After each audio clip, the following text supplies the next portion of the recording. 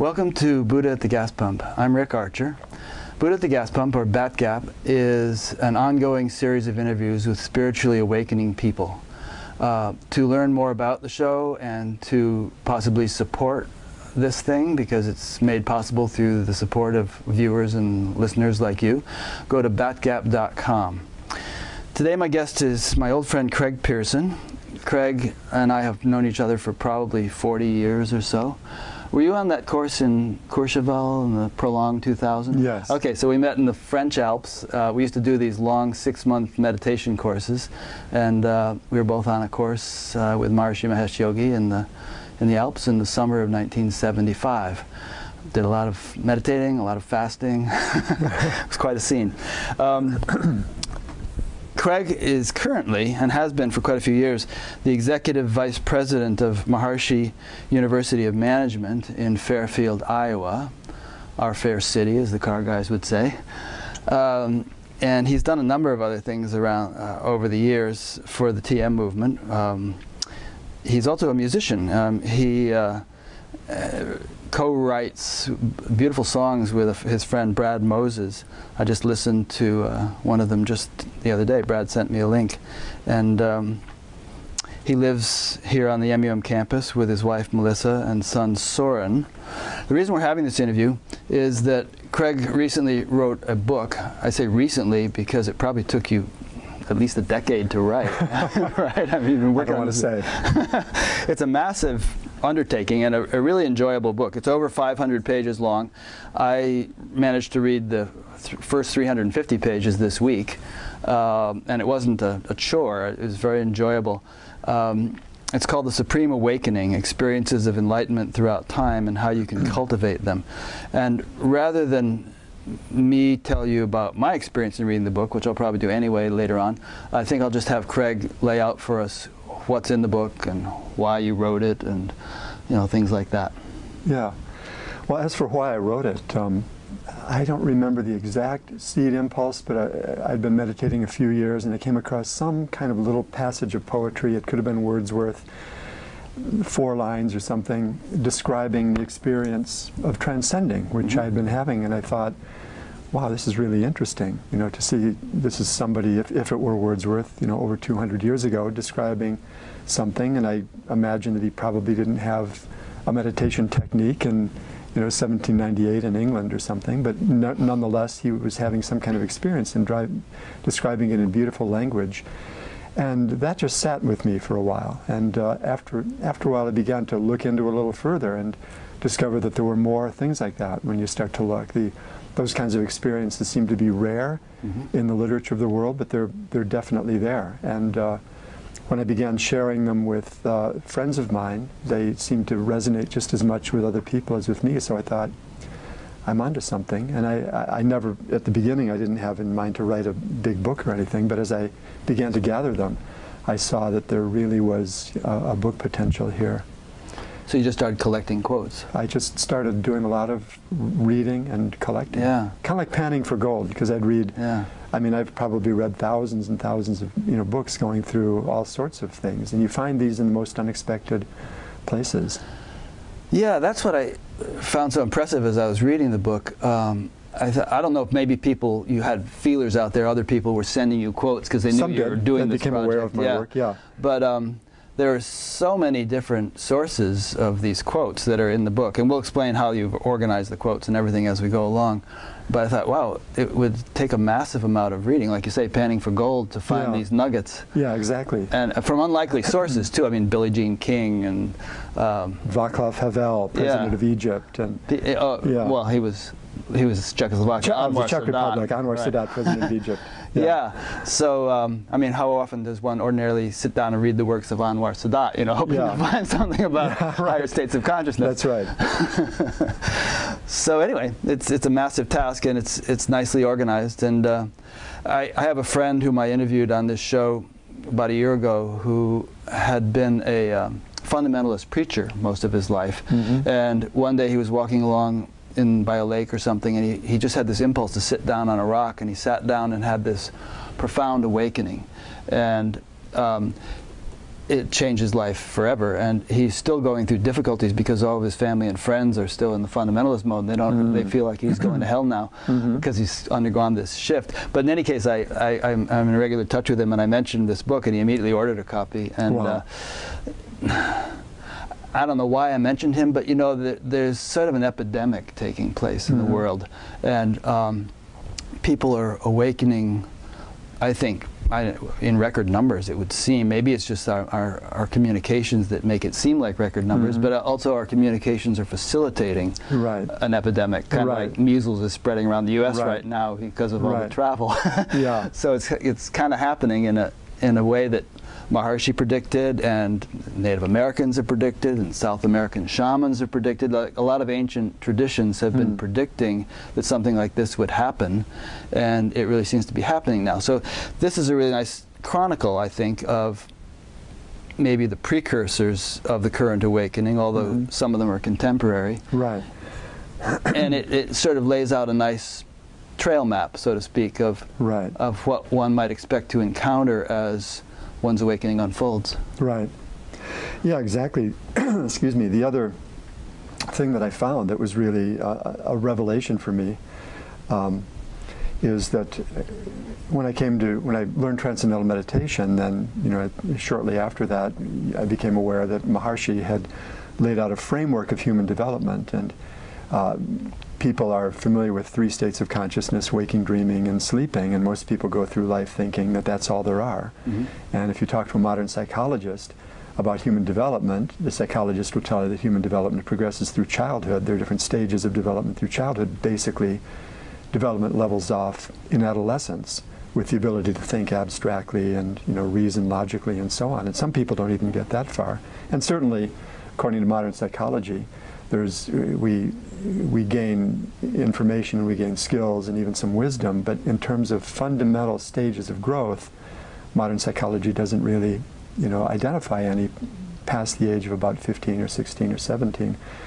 Maharishi, in contrast, lays out a model that encompasses 7 states of consciousness altogether, so 4 higher stages beyond the 3 familiar of waking, dreaming, and sleeping. And you can look into other traditions and see that they also have identified some stages of spiritual development.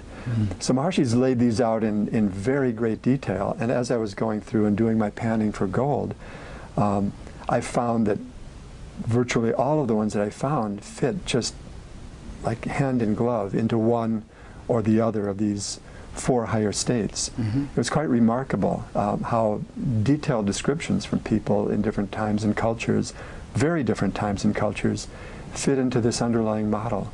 And I think that would be surprising for a philosopher of this kind of thing, or psychologist, to see that there really are universal dimensions to higher human development that have been reported through history by people of very different times and places who had no communication with each other, no understanding of each other's tradition. They're just reporting what they experienced. And then here, as you say, is this roadmap of higher development that really describes and predicts that kind of experience through history. I was listening to a talk about the perennial philosophy recently. Right. That kind of fits in, doesn't it? I mean, yeah, absolutely. There are certain truths so fundamental that they just keep popping up in different times and places in cultures that had no communication with one another. Yeah, that's right. It was Aldous Huxley, the British writer and thinker, who really popularized that term in his 1948 book. And the idea is, just as you say, if you can look at any great tradition or culture, and if you peel back the more superficial layers, the rituals, the narratives, the mythology, the stories, the figures, and so on, the artwork, at the core, and you may have to look deeply to find it, but at the core there are some fundamental principles. And there are actually 4 of them. Number one is that beneath or within all of this diversity in the world, there's a unity. So number 1 is unity within diversity, underlying diversity. Number 2 is you can experience that underlying unity, and it's most easily experienced where? Within you, initially. So that's number 2, experience. Number 3 is, when you have that experience, you're transformed by it. The experience of that underlying unity, or the experience of transcendence, we could say, is transformational. And then the 4th point is, the whole purpose of life is to have that experience and be transformed by it. Nice. And so Huxley actually, those are his points? Those are his. I've elaborated them in a little clearer way, but they're right there in the first sentence of his book. Nice. Yeah. So that's a universal teaching, and I think the point that comes through in this book is it's not just a philosophy. When we think of a philosophy, we think of some cerebral activity, some thinking, some ideas, Kant or Hegel or Plato or something. But this perennial philosophy is really about an experience. Right. And then you go looking through the annals of history and you find people describing it very much in terms of a first-hand experience. And now we can see what, the stages through which that transformation takes place. I wanted to just touch back on something you mentioned a minute ago, just to wrap it up, and that is that, you know, although development tends to freeze in our late teens or early 20s or something, Right. it's pretty common knowledge that someone our age has matured a lot, hopefully, compared to where we were at that age. Even if we hadn't been meditating and all, there's a certain amount of wisdom and maturation and sensibility that gets pounded into you one way or the other. Yeah, I think so there's some kind of development that keeps taking place. Oh, that's true. And I'm not a psychologist by any means, but my understanding is that the kinds of stages that like children go through, and the word momentous is sometimes used, that the whole view of the world changes. So when we talk about higher states of consciousness, we're not talking about some different idea that you have. We're not talking about positive thinking or some different kind of mood. We're talking about a fundamentally different and more expanded and powerful way of experiencing yourself and experiencing the world around you. And when we talk about it, we're using words and we're using language. Words and language are products of just the ordinary waking state. And person after person will say, I've tried to describe my experience. You know, you've seen them, but words do not, you know, I think it was Ionesco who said words only disfigure the experience. They can't capture.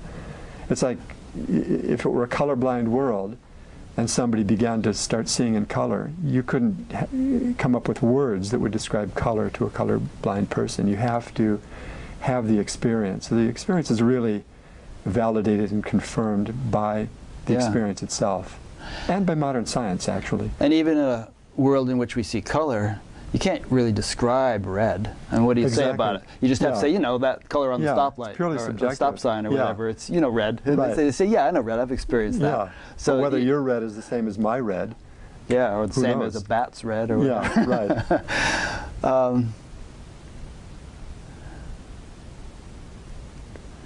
You've outlined kind of a structure of stages of development in here. And you know, some years ago I used to hike in the national parks a lot and national forests, and when you're out there, you get this little glossy trail map, and you can see, okay, well, this trail's going to go here, and there's so much elevation gain, I'm going to kind of go past these things. But then when you actually take the hike, it's completely beyond anything the trail map could have indicated to you, you know? It's like totally. That's the thing. That's the experience versus some idea. So all these, you know, descriptions that people try to offer to convey the sense of it to other people are a pretty poor substitute for the actual experience. And they say that themselves over and over. Even though what they put down in language is just beautiful. I mean, what I've tried to do here is collect just the cream of human experience throughout history, and it's just like a treasure chest of gorgeous descriptions of peak human experience, of exalted spiritual experience. It's interesting that in some cultures, let's say the Inuit culture, they have, say, 30 names for snow, you know, because they have so much experience of snow that they have to nuance the definition.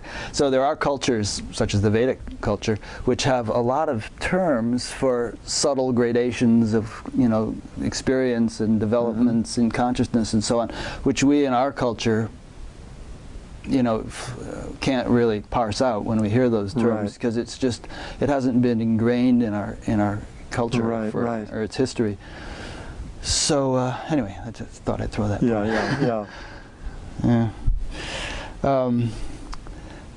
And yet, you know, well, you have a nice mix of East and West in this book. Plenty of the Buddha and Shankara and, you know, various Zen masters and so on, and also plenty of Western people. And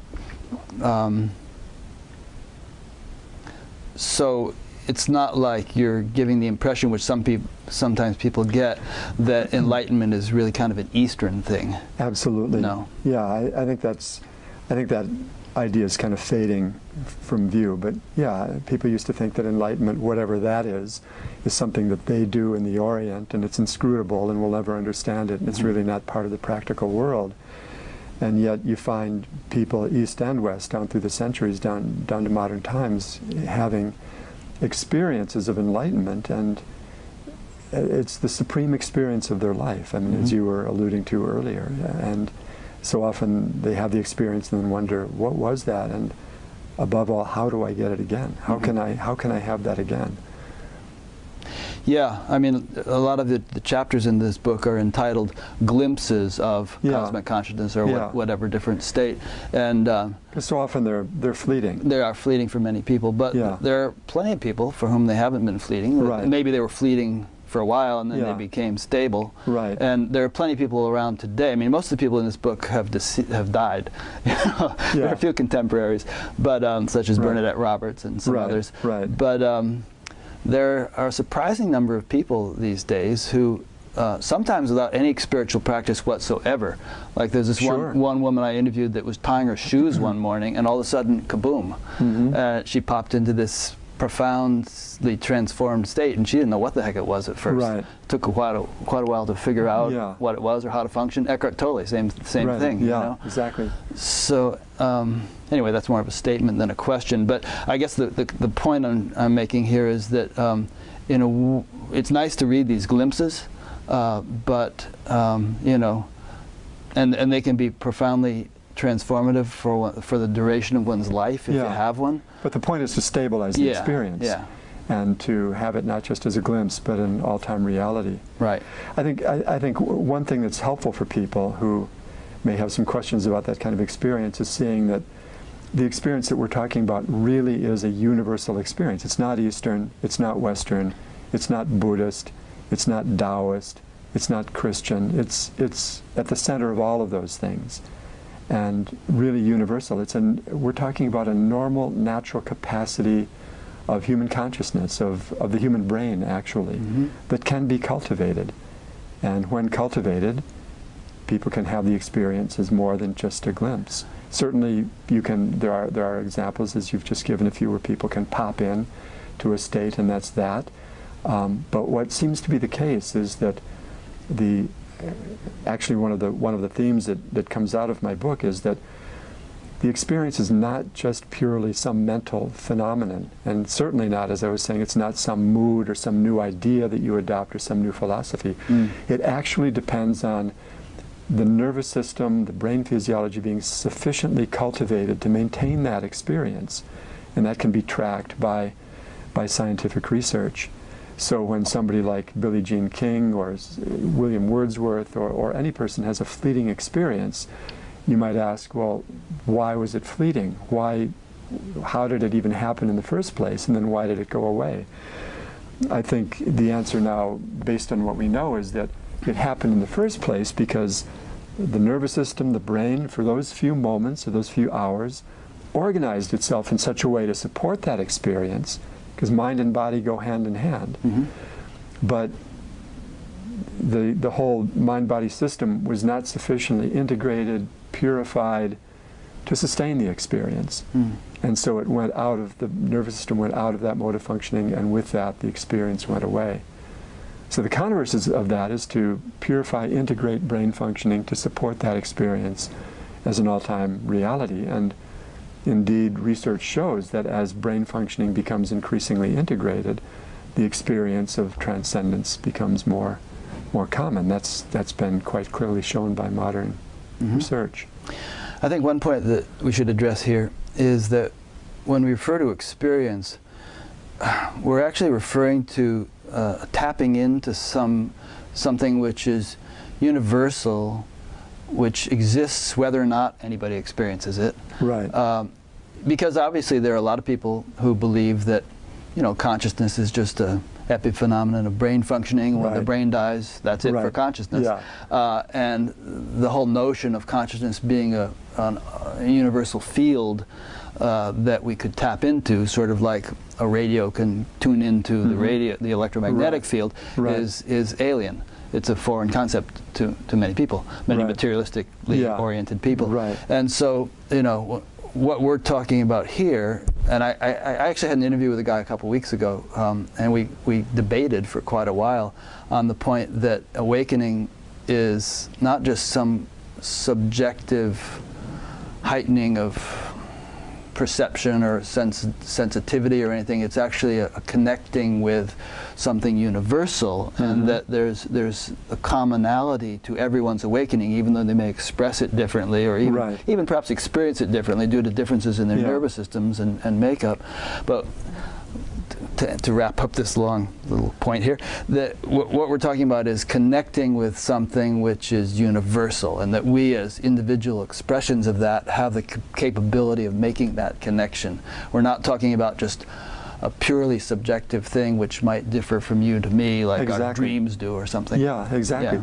Well, that goes back to the perennial philosophy that in every tradition we see expressions of the fact that there's underlying the enormous, unbelievable diversity of the universe, there's a field of unity, of non-change, that's immortal, that's eternal.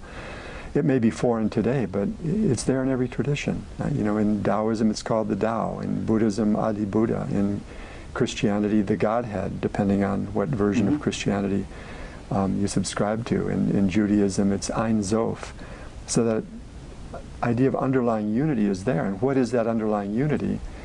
In modern terms, we would describe it as a field of pure consciousness, and that's what we tap into. But to just a little nuance there is, we're not tapping into something that's foreign to ourselves. Right. That is our innermost self, and that comes through over and over again from people, that they have the experience of mind settling inward, settling down, body settling down, and they experience not just some innermost value of themselves, but really something universal. And as the experience becomes clear, then that reality, that this is a universal field, is clear. Let me read something. Sure. Yeah, just to make this really concrete. This will be an experience, a passage that some people are familiar with. But for this, we will time travel back to 1798, and we'll go from Fairfield, Iowa, to southeast British Isles, right on the border of England and Wales. And it's late July.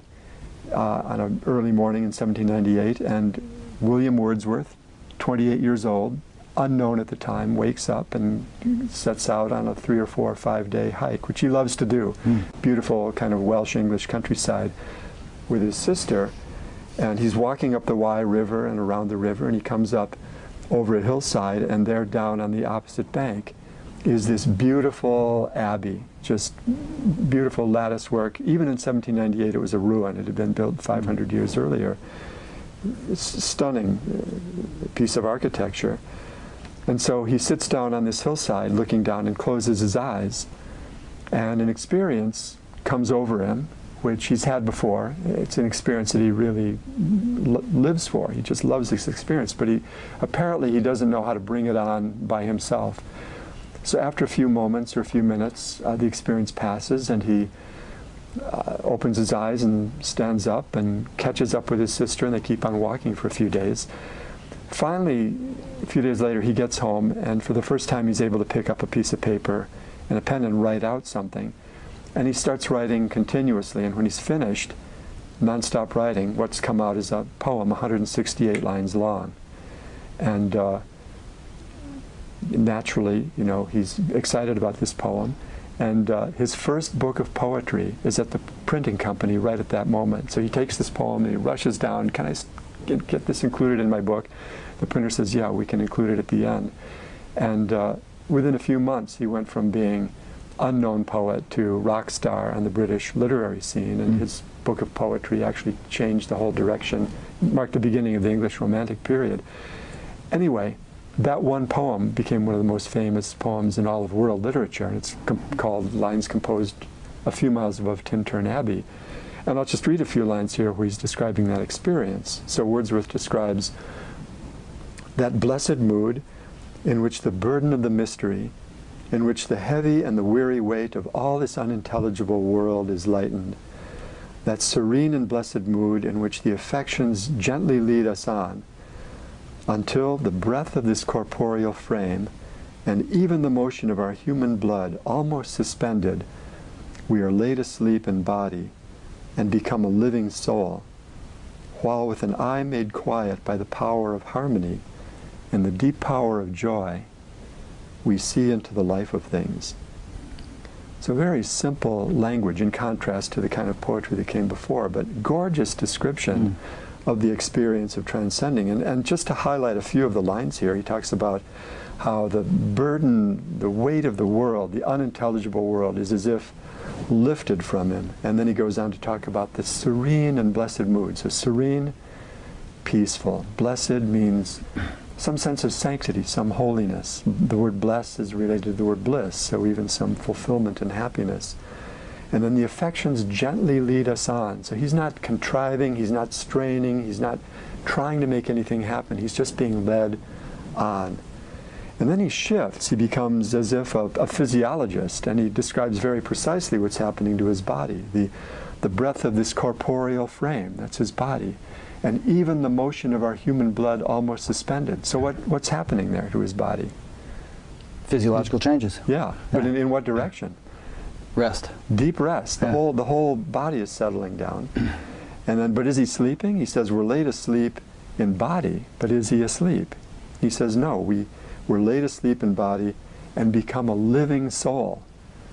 So living, that means if during these moments he's become a living soul, what does that say about his condition with respect to living before these moments? Right. He was as if not living, or at least not fully alive.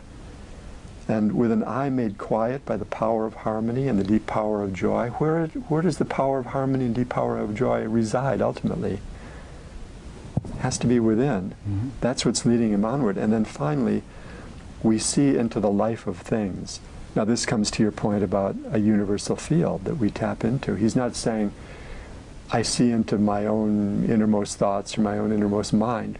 We see into the life of things. Beautiful evocation of the experience of some underlying essence of everything, some underlying reality.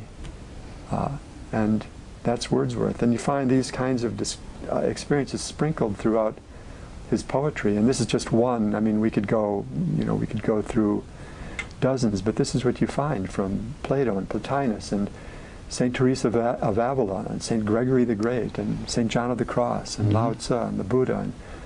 And, in the United States, Whitman and Emerson and Thoreau and Emily Dickinson, and on the list goes. Yeah. So people describe it over and over again, and they celebrate it as the supreme moment of their life. And there you have it. And it's been, the interesting thing about Wordsworth here is that this book of poetry, which changed the direction of English poetry, and this particular poem, which has appeared in thousands of anthologies, probably read by millions of people. You couldn't count the number of doctoral dissertations and master's theses and critical discussion of this.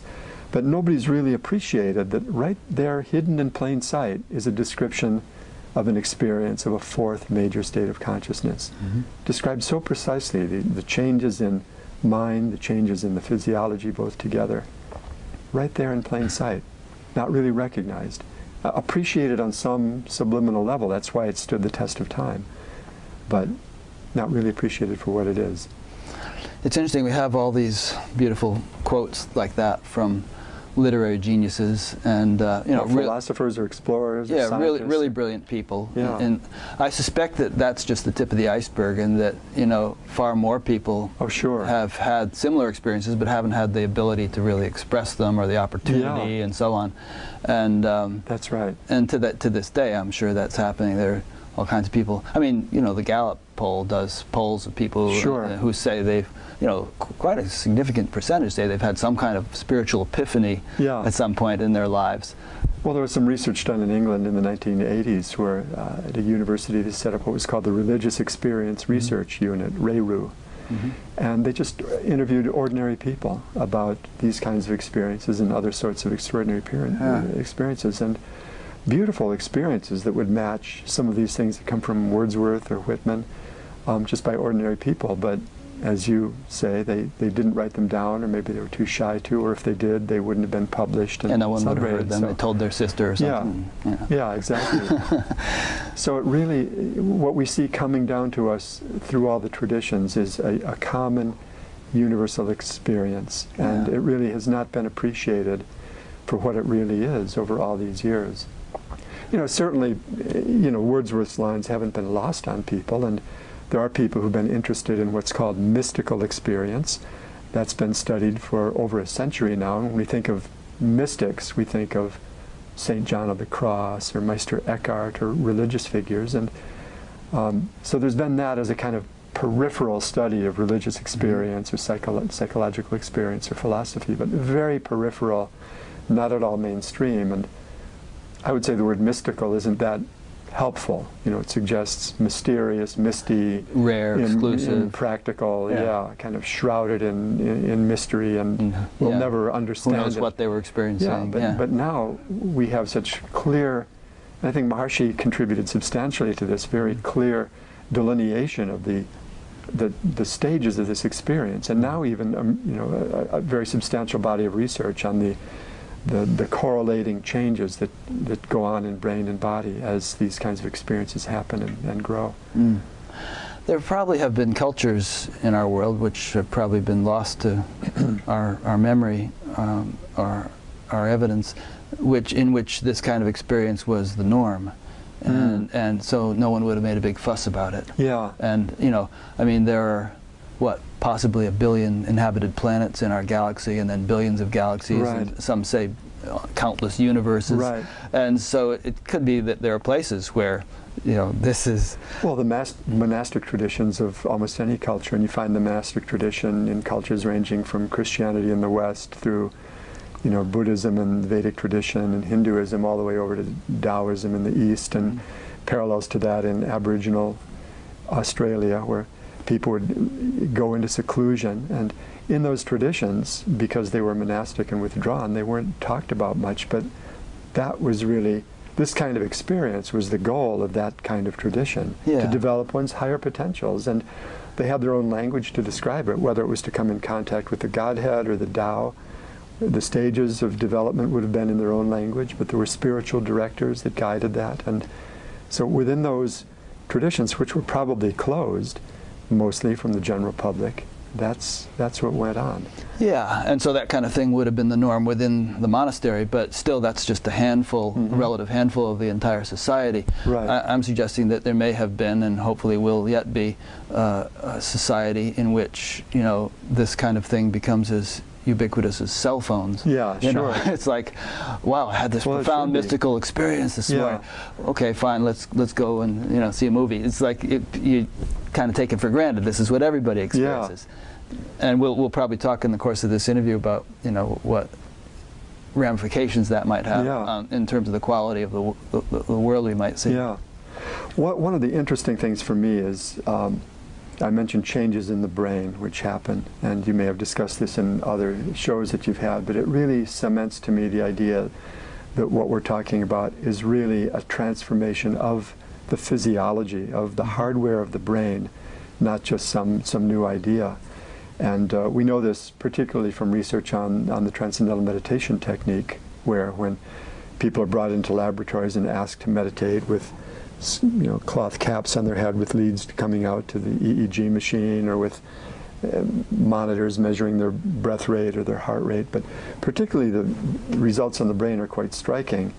And the results there are that the brain shifts literally from within the first 60 seconds of beginning one's TM practice, from a disorganized style of functioning, which I would liken to an orchestra tuning up, to a very highly orderly, synchronous, integrated style of functioning, which I would liken to an orchestra maybe playing or holding a sustained chord.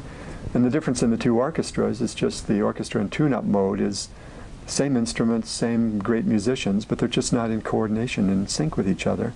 And when the orchestra is playing that sustained chord, then nothing's changed except now they are in synchrony. And so now the revelation in terms of brain functioning is that the brain can be induced to function in this elegant style and integrated, where what neuroscientists would call long-range correlation, integrated functioning, integrated communication between areas of the brain that don't normally talk to each other. And that's what happens when the whole system, when the mental activity settles inward through the TM practice, when body settles down, as Wordsworth says here, the breath of this corporeal frame, even the motion of our human blood, that's measured in the laboratory these days, settling of breath rate, settling of heart rate, and so on. So really a transformation in this physiological hardware that's supporting this subjective experience. And to me that's really exciting. Yeah. Well, if you want to persuade a school district that they should adopt this school-wide, it's important to have some empirical research to show that something's changing in your students, that stress is being dissolved, brain functioning is being upgraded. I think it's also just important to understand that the body, the nervous system, is an instrument through which we experience anything. That's the thing. But also, if we're experiencing something profound or radically different from what we ordinarily experience, you would expect to find profound and radically different style of functioning in the physiology. And you would expect that, not only with TM, but with Ramana Maharshi or Yogananda or anybody who was having a profoundly different experience of the world.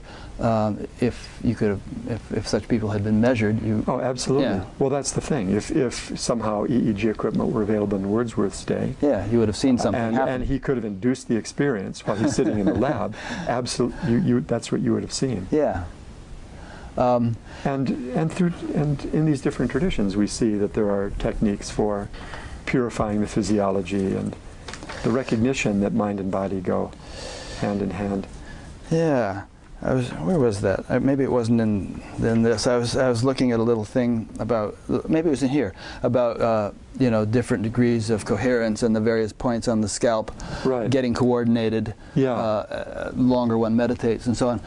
But when I looked at that, I thought, but there are people in this world who do incredibly creative things without meditating. I mean, the guys who developed the iPhone, or who put men on the moon, or it takes this focused attention and and an incredible creativity comes out. All the Nobel laureates we could care to name, and the great authors and everybody. So those things don't seem to be the products of an incoherent mind.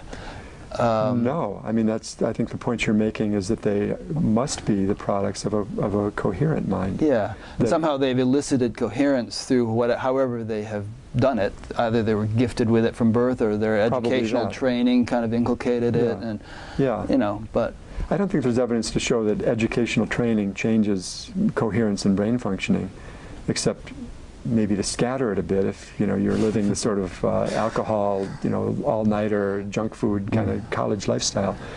But now that we know that, for example, heightened creativity is correlated with heightened brain coherence, we know that there's a linkage between that, or the more coherent the brain functioning, the greater one's intelligence. That those are. Then when you look back and see expressions of great creativity and intelligence, whether it's a symphony by Mozart, or a novel by James Joyce, or some great architectural creation, you have to think that those people were somehow spontaneously tapping into a deeper level of their own innate creative intelligence, which can be cultivated. Otherwise, how would they do that? It isn't just random. And I like to think of it in terms of it not being their own creative intelligence, but that universal field we've been talking about, and they have become effective conduits for that. That's exactly right. In their own dharma, their own channel of expression. In fact, I'd encourage you to have Dr. Fred Travis on your show. He has done research in collaboration with a Norwegian researcher, Dr. Harald Harang, and they started by looking at athletes, and he can tell this story better than I can, but it's a good point for this discussion. And these are not athletes who have any kind of meditation practice or anything, but they ask the question, what separates world-class athletes, world-class defined as Olympic gold medalists or world champions or national champions, what separates them from professional athletes? So professional, you've got to be really good to make your living at the sport, but not necessarily world-class. And if you were to ask most people what would be the differentiating factor, they'd say, well, maybe the world-class athletes have better training or better conditioning or better coaching, or they have a greater will to win or something. It turned out that the world-class athletes had greater integration of brain functioning, just spontaneously. And again, no meditation practice.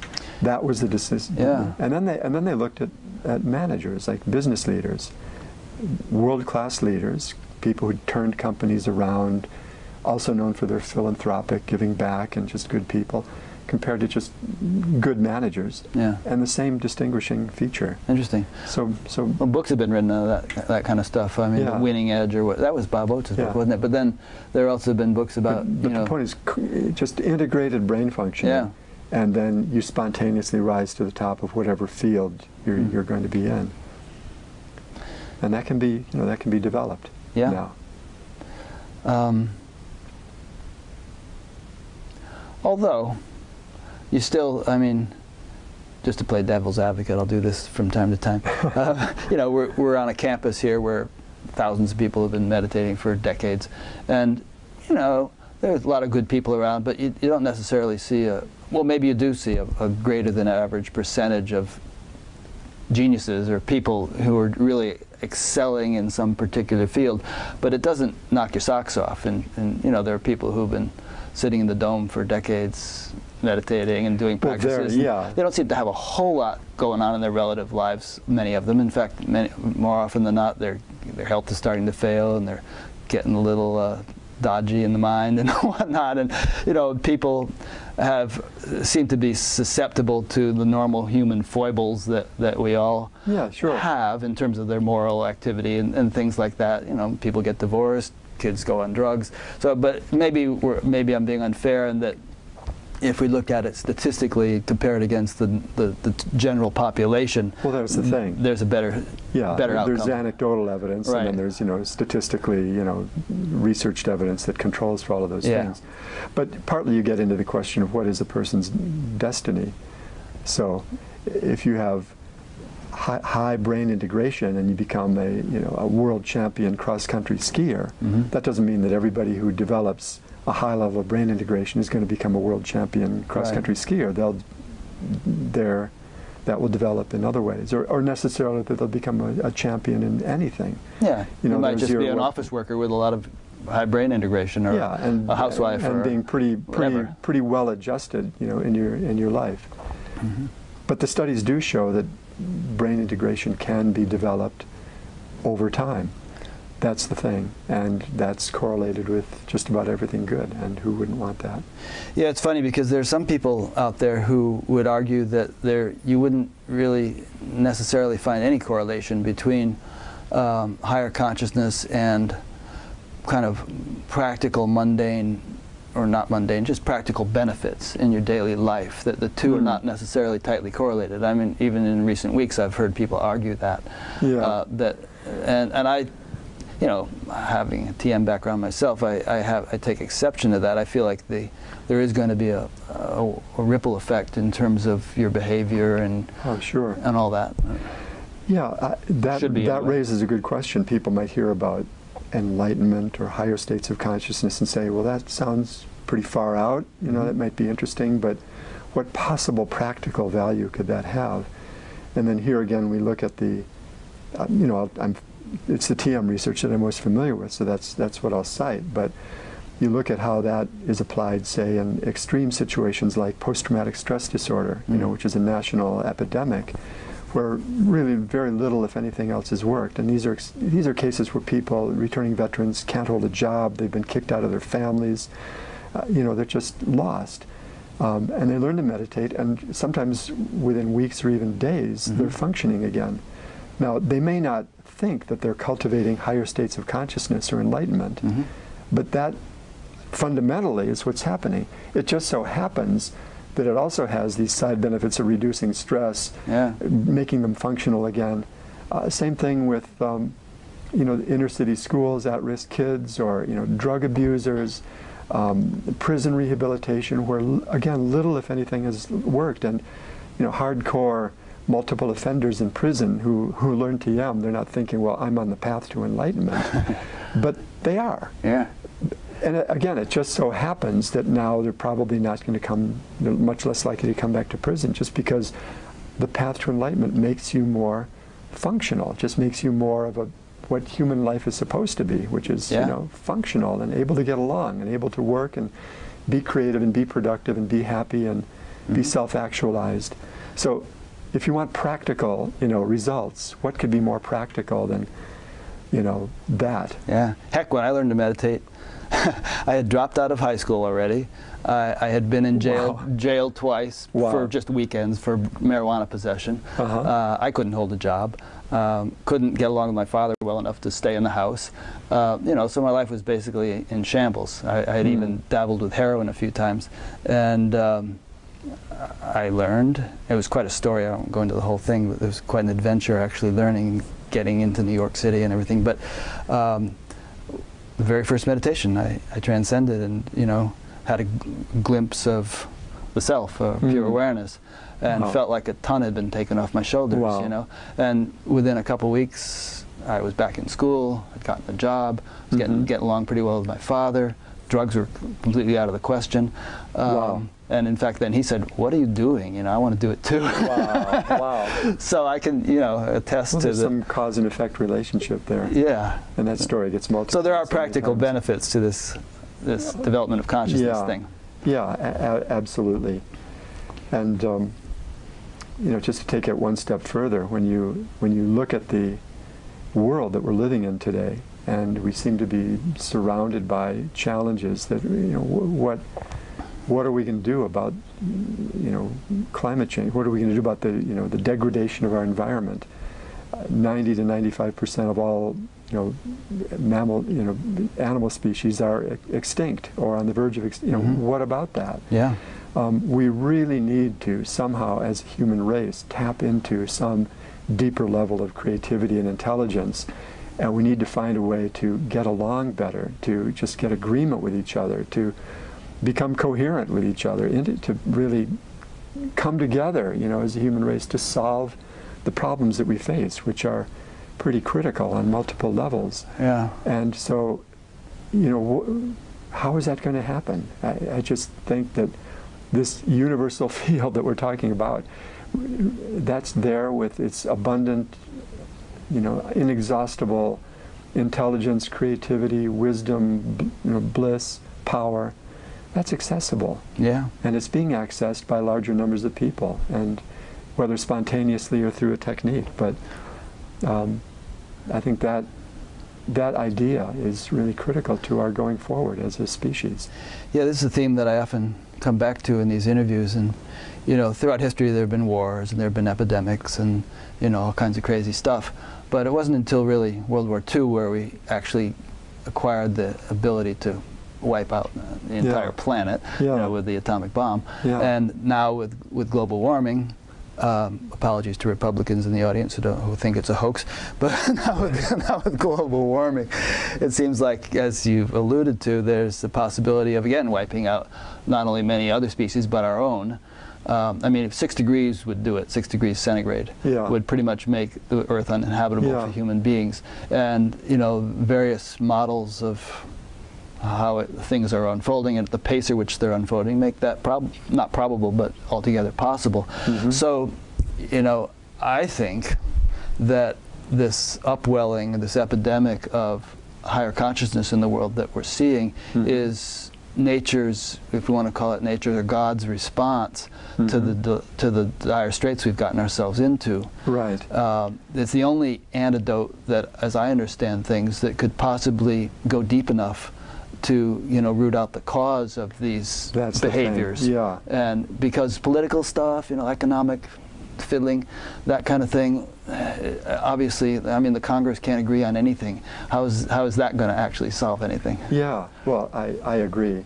There's so many people doing good work and have been for decades and more on yeah, you look at the areas. Bioneers Conference, and at the end of it, they have this long list of organizations that are doing great stuff. So the fact that that's gaining momentum is great, but then you wonder, is it going to turn out to be too little too late, given the rapidity with which things are changing in our planet? Yeah. And so you just made the point, go deep enough to really change the whole consciousness that we bring to our relationship to each other and to our environment. Yeah. That's what has to be really transformed if we're going to live in harmony with our planet. And it might seem in a way that kind of self-serving if people who are primarily interested in the development of consciousness take credit for the things that groups like Greenpeace or Doctors Without Borders or all the people who are doing good things are doing. But in a way, it could be understood perhaps that all these wonderful things, and there are thousands of organizations and millions of people doing great stuff, in a way that you could say that their efforts are being nourished or fueled at some deep level by a shift that's taking place at an even more fundamental level than they might be aware of. Yeah, I think that's completely plausible. I think that's right. And more people waking up to the need that we need to make some kind of change in the way that we live.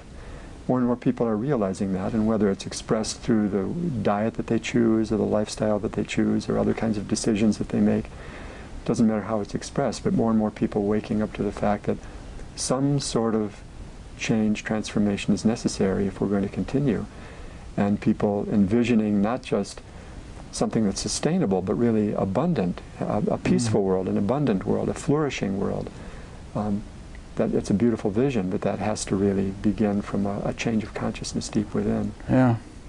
So Maharishi used to talk about phase transition, and he used examples from physics about how things went through a phase of great chaos before they got orderly, as when, water boils and then turns to steam or something. And I often wonder whether all hell might break loose in the world even more than it has, as institutions which seem so firmly entrenched have the rug pulled out from under them because they ultimately would be incompatible with a really sustainable world, an enlightened world, Right.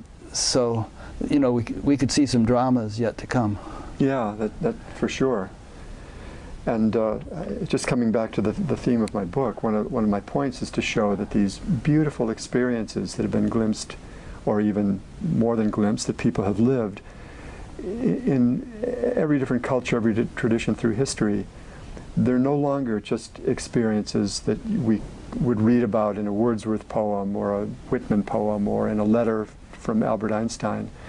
They're things, these are experiences that can be systematically cultivated. They don't need to be left to chance. They're not just fleeting and unpredictable as they seem to be with so many people. They can be systematically developed. I discuss the value of the transcendental meditation technique in here because that's the meditation practice that I'm familiar with, and that has research on the changes that take place in the brain and body. But the main point is that they can be cultivated today, and also that in cultivating that kind of experience, dramatic, unprecedented benefits come along with it.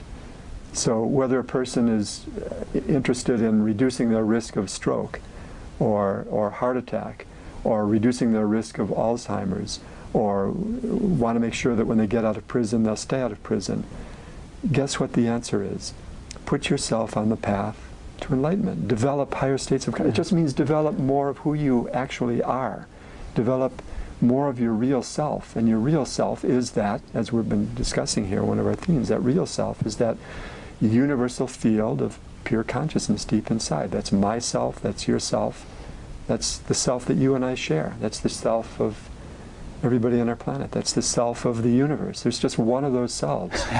So when one of us. So when I dive within, it's not like, and when you dive within, when we meditate, it's not like you're experiencing, yourself and I'm experiencing mine over here, but never the twain shall meet. We're diving into that same one thing. Yeah. And the more we dive within, the more that self awakens, the more access we have, the more lively and awake it's becoming in our minds. And interestingly, the more awake it becomes even in the people around us. Yeah.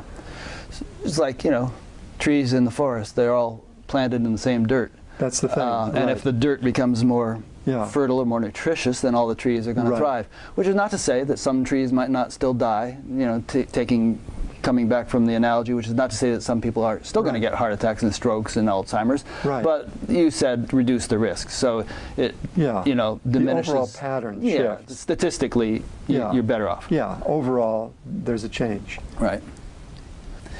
So we're going to shift the discussion a little bit now and go back to Craig's book.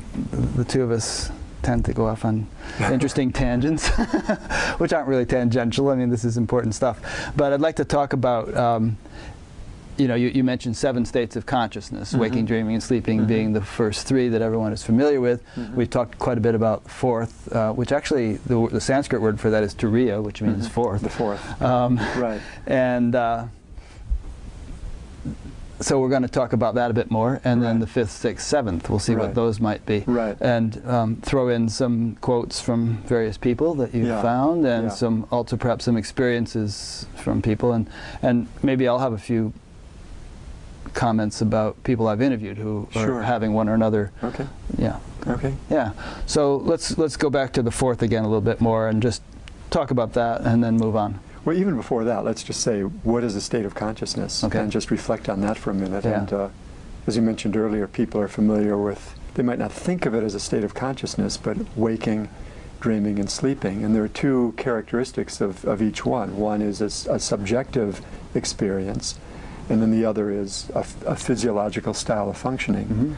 So even with waking, dreaming, and sleeping, physiologists will know that each one has a unique style of physiological functioning that goes along with it. So for example, you could be in a room hidden from us, and if I were a trained physiologist and I had the proper equipment hooked up to you, I could tell whether, you know, here's Rick, now he's asleep, okay, now he's going into dream mode, now he's deep sleep again, oh, there he is waking up. I could monitor that.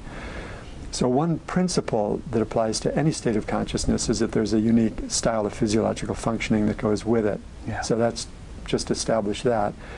And then another principle is just that each state of consciousness is a unique world of subjective experience.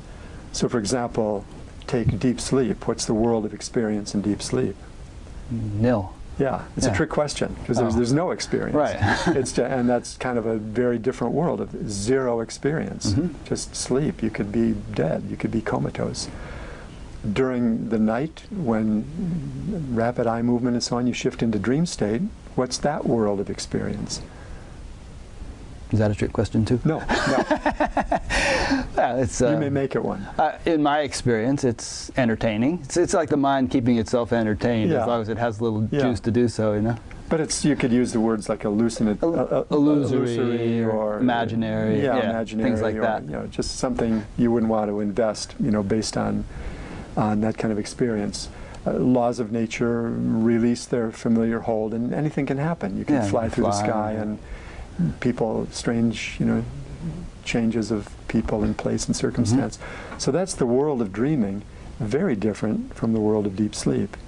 And now when you wake up in the morning, then yet again that's a whole different kind of world. It's our world that we're familiar with, the world in which we're sitting here talking, waking state, the world in which we work and play, and we have our gains and our losses and our, you know, our likes and our dislikes. Things seem very concrete. Yeah, and all of that. And people are pretty familiar with that. So each of them supported by a different style of physiological functioning, whole different world of experience. So those same 2 principles hold true for higher states of consciousness. And so now let's talk about the 4th state. We touched on it briefly earlier when we... Yeah, and let me throw in a point before you get into that. Yeah. Recently some guy posted on one of my YouTube videos a note. He said, either you're enlightened or you're not. There are no levels or stages or anything else. And that actually, Maharishi actually gave a lecture about that in the Dome maybe 30 years ago or 25 years ago, in which he said, you know, this whole notion of stages and levels is a bit of a concession to ignorance. I don't think he used those words, but but I think that may be true from the ultimate perspective, if the ultimate can have a perspective. But if we're talking about growth of our actual experience of the ultimate, Right. then inevitably there are stages. And the reason I call this show, interviews with spiritually awakening people rather than spiritually awake people, is I've never met anyone, and I've met some pretty great people, whom I feel could not possibly refine their experience even further, or have greater subtlety and Right. some of greater, deeper Right. appreciation of that reality. Right. So That's a just, good point. just that context. Right. So the fourth state, so here's what we'll do. We can have this kind of pattern for each of the four higher states. Okay. We can, and you can help me with this because you're familiar with these as I am. We can sketch out the main characteristics of subjective experience and physiological changes, and then I can read an example from somebody who seems to have described that. Great. So the chief characteristics of the fourth state are mental activity has settled down, settled inward. You could picture the waves on an ocean settling down. So the mind is moving from active level to less active, less active, less active until it reaches a non-active level. But as we saw in the Wordsworth example, it's not asleep, it's just awake. Quote that verse from the Yoga Sutra, this first two. What? Yoga is chitta vritti nirodha. The yoga is the cessation of the fluctuations of the mind. Then the seer is awake in himself. Yeah, well there you go. There you go. You have it right there. So it's a cessation of mental activity. Yeah, and leaving just what you might call pure wakefulness. So consciousness... So why should a cessation of mental activity be conducive to waking up, or to self-recognition, capital S, self? Yeah, because when those waves on the mind settle down, then the ocean of the mind then opens to experience. So long as there's waves, then we're just aware of the waves. Or to shift the metaphor here, you picture the waves on the mind being like images going across a movie screen. You go to see Interstellar, and it's just images and images, and that's all you see, but you're not so much aware of the screen that's really supporting those waves. So when the mind settles down and those waves settle down, just like the ocean becoming calm, which oceans can do, then the unbounded reality of the ocean opens to one's experience, and you experience your authentic self, your self as it really is, your self that you could characterize with a large S. So that's the subjective experience, and people will describe it variously as an experience of expansion of awareness, or unbounded awareness, or an experience of deep inner peace, quite distinct from the kind of noisy experience of the normal waking state. Various descriptions like that. So subjectively settled expansion, just consciousness, and at the deepest, most clear moments of transcendence, just the experience of pure consciousness awake only to itself. Because consciousness is conscious, it's always conscious of something. But when all of the thoughts and perceptions and memories and things that are normally filling the mind, the internal dialogue, when that settles down and fades away, leaving the mind awake to itself, what is there for consciousness to be conscious of? Only its own self, only its own unbounded reality. And that's pure transcendence. So here's an example. This is Alfred Lord Tennyson. We'll go to another English poet, but I could choose from among many. And everybody has their own flavor in their language, and that'll come across here. But here's Tennyson. He describes a kind of waking trance for lack of a better word, that I have frequently had quite up from boyhood when I've been all alone. All at once, as it were, out of the intensity of the consciousness of individuality, the individuality itself seemed to dissolve and fade away into boundless being. And this not a confused state, but the clearest, the surest of the surest, utterly beyond words, where death was an almost laughable impossibility, the loss of personality, if so it were, seeming no extinction, but the only true life. And then he says, I'm ashamed of my feeble description. Have I not said that the state is utterly beyond words? There's no delusion in the matter. It is no nebulous ecstasy, but a state of transcendent wonder, associated with absolute clearness of mind. So he's doing his best to try to capture something that's fundamentally beyond words, which is the experience of consciousness awake to itself, a state of transcendent wonder. Boundless being, he says. The clearest, the surest of the surest.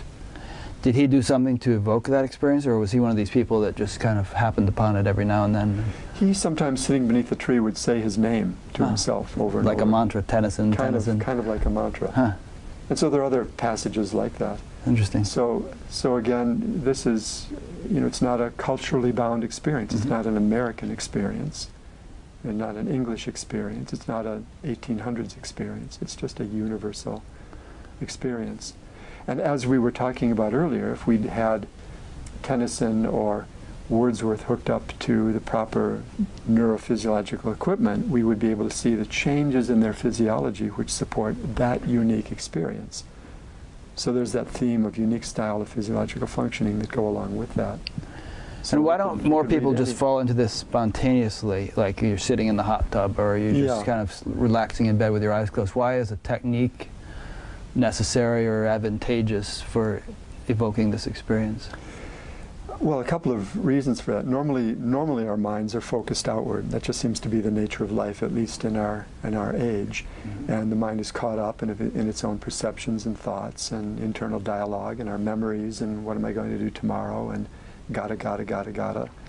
A technique like the Transcendental Meditation technique just creates the proper initial circumstances or conditions, and then the mind does fall spontaneously into that.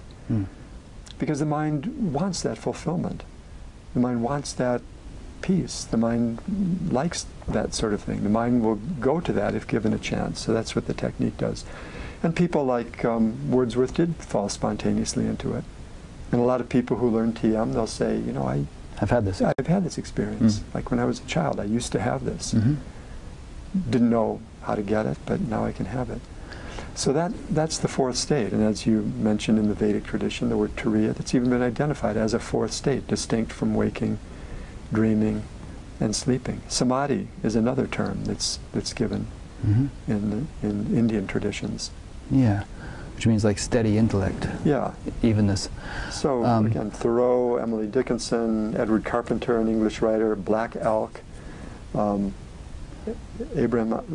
Abraham Isaac Cook, just multiple traditions all describing that same one thing. Reading your book actually had an effect on me this week. And I'll say this to introduce the concept of effortlessness. But one of the characteristics, one of the main points of TM is that it's effortless, and there's a good reason for that. But, even if you've been doing it for decades, there could even be more innocence and more effortlessness. I mean, have you ever found that you kind of like all of a sudden you realize, geez, compared to how I'm now experiencing, I must have been straining a little bit or making some sort of effort. There's even a greater relaxation into innocence. And somehow reading all these accounts of people who spontaneously fell into transcendence, it made my meditations more innocent this week. It's like and thereby more profound and clear. It's a funny thing, but let's talk about the principle of effortless, because in recent weeks I've interviewed some people who are now beginning to advocate an effortless form of meditation, having themselves practiced a rather arduous form for decades and gotten frustrated with it. Right. They're beginning to say, this whole anything which involves any kind of strain or control or manipulation is not the way to go in their current opinion. Right. Yeah, well, there's a whole variety of meditation practices out there, and I think it's useful to categorize them into three sort of different buckets, and two of them involve some kind of effort, something that you do with the mind. And if you think of activity in the mind as being at the opposite end of the spectrum from silence, and silence is what transcendence is, just experiencing pure, silent, pure consciousness, then when you're introducing activity into the mind, it would be as though kind of stirring that pond to try to make the waves go down. You could see that it might be a little bit counterproductive, because what we want is cessation of activity in a spontaneous way. So to the degree that you're making effort, it seems to be kind of at odds with the notion of the mind settling down. It doesn't mean that there's not a benefit to doing some of those practices. Practices that involve concentration do seem to, I think a few studies show that they improve the ability to concentrate. Mm-hmm. So if you want to improve your ability to concentrate, if that's the outcome that you want, then that could be a way to do it. If it's transcending that you want, then you probably would be better served by some other practice that's effortless, like TM, which we've been talking about. Yeah. I think it was Ananda Maima who said that the desire for God is itself the path to God. Mm-hmm. And I think probably others have said that.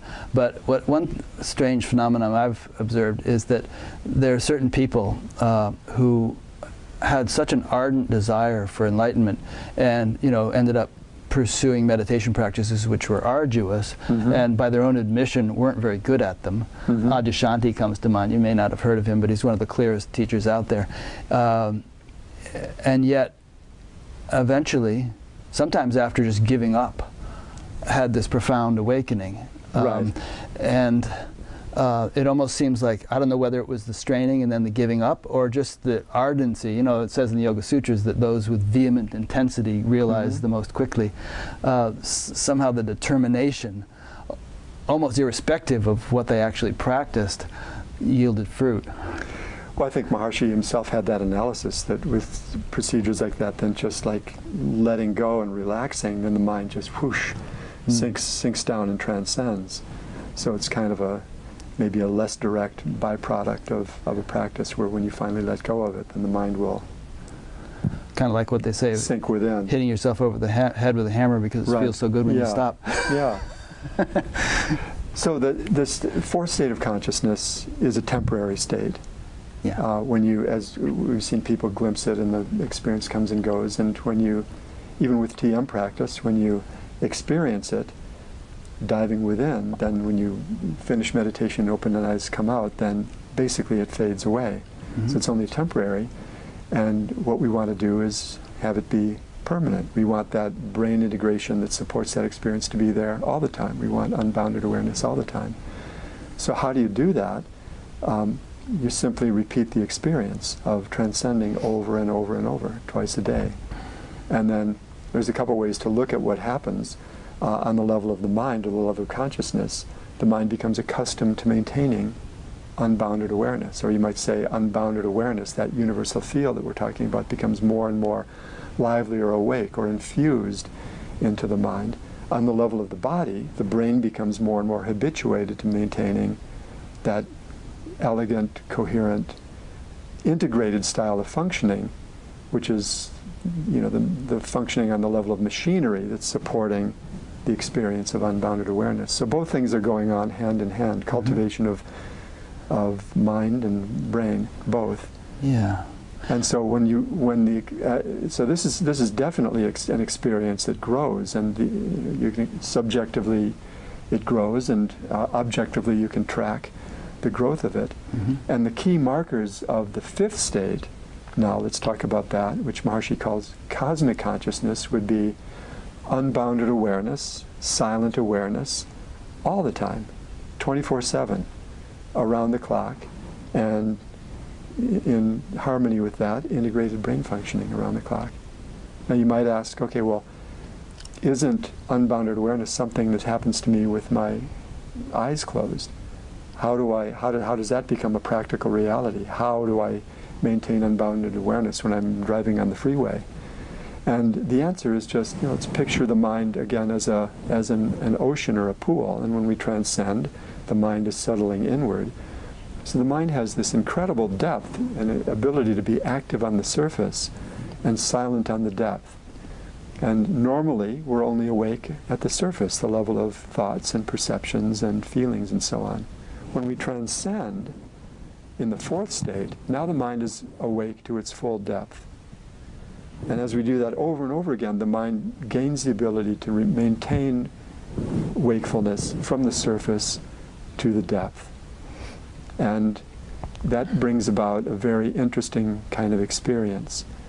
Because when the mind is awake at its depth, and one of our themes of our discussion is that depth is that universal field of pure intelligence, pure silence. It's just universal and unbounded.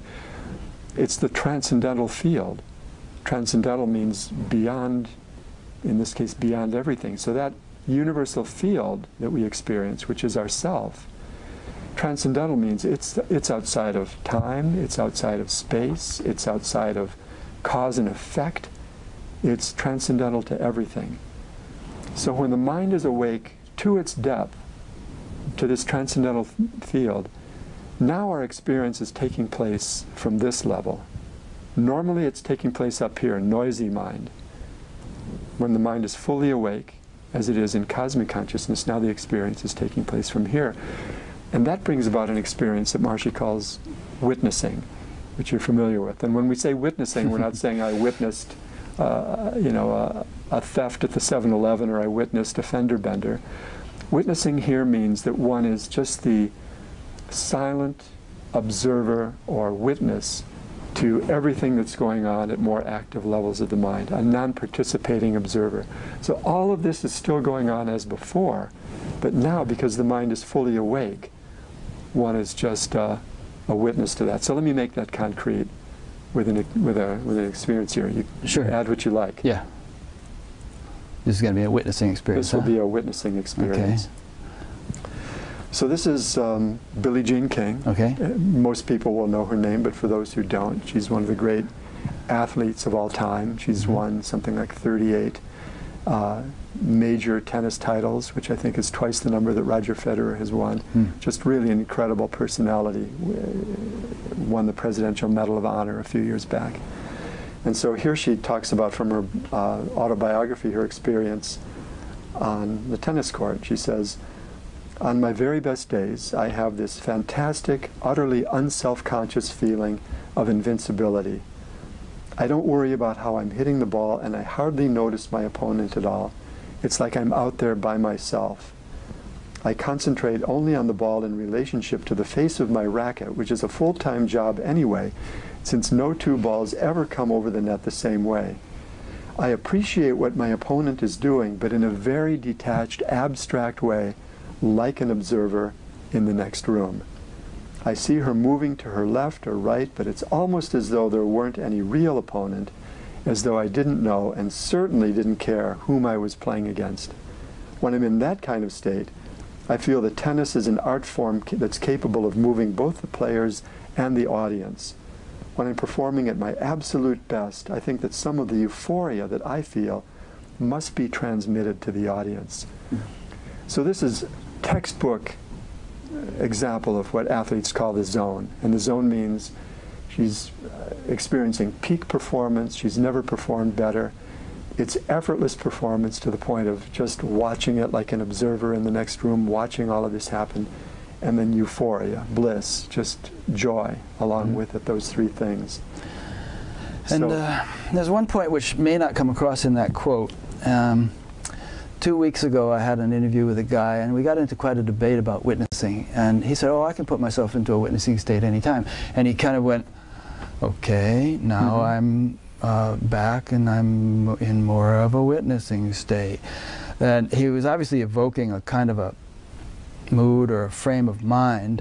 And there's some practices which do this habitually and intentionally, right. to the point where, as another guy, Buddhist teacher Shinzen Young, said, people become somewhat zombie-like. And so my point to him was that witnessing is not something you do, it's something you are.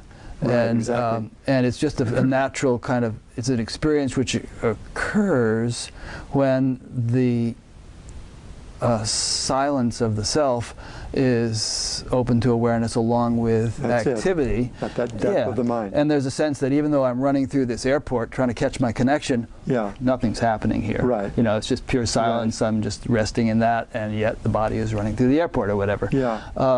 And so even with this, and it's not like I am silent in any kind of individual sense, because individually I'm running through the airport and I'm real busy. But there's a kind of a silence that is just rock solid that is there irrespective of what's going on the surface, and which might actually be even more noticeable when you're doing something intense like that, because the contrast is greater. Yeah. Well, that's a very good point. And you know what I think happens here is somewhere along the way, the path and the goal get switched. The path gets mistaken for the goal. Right.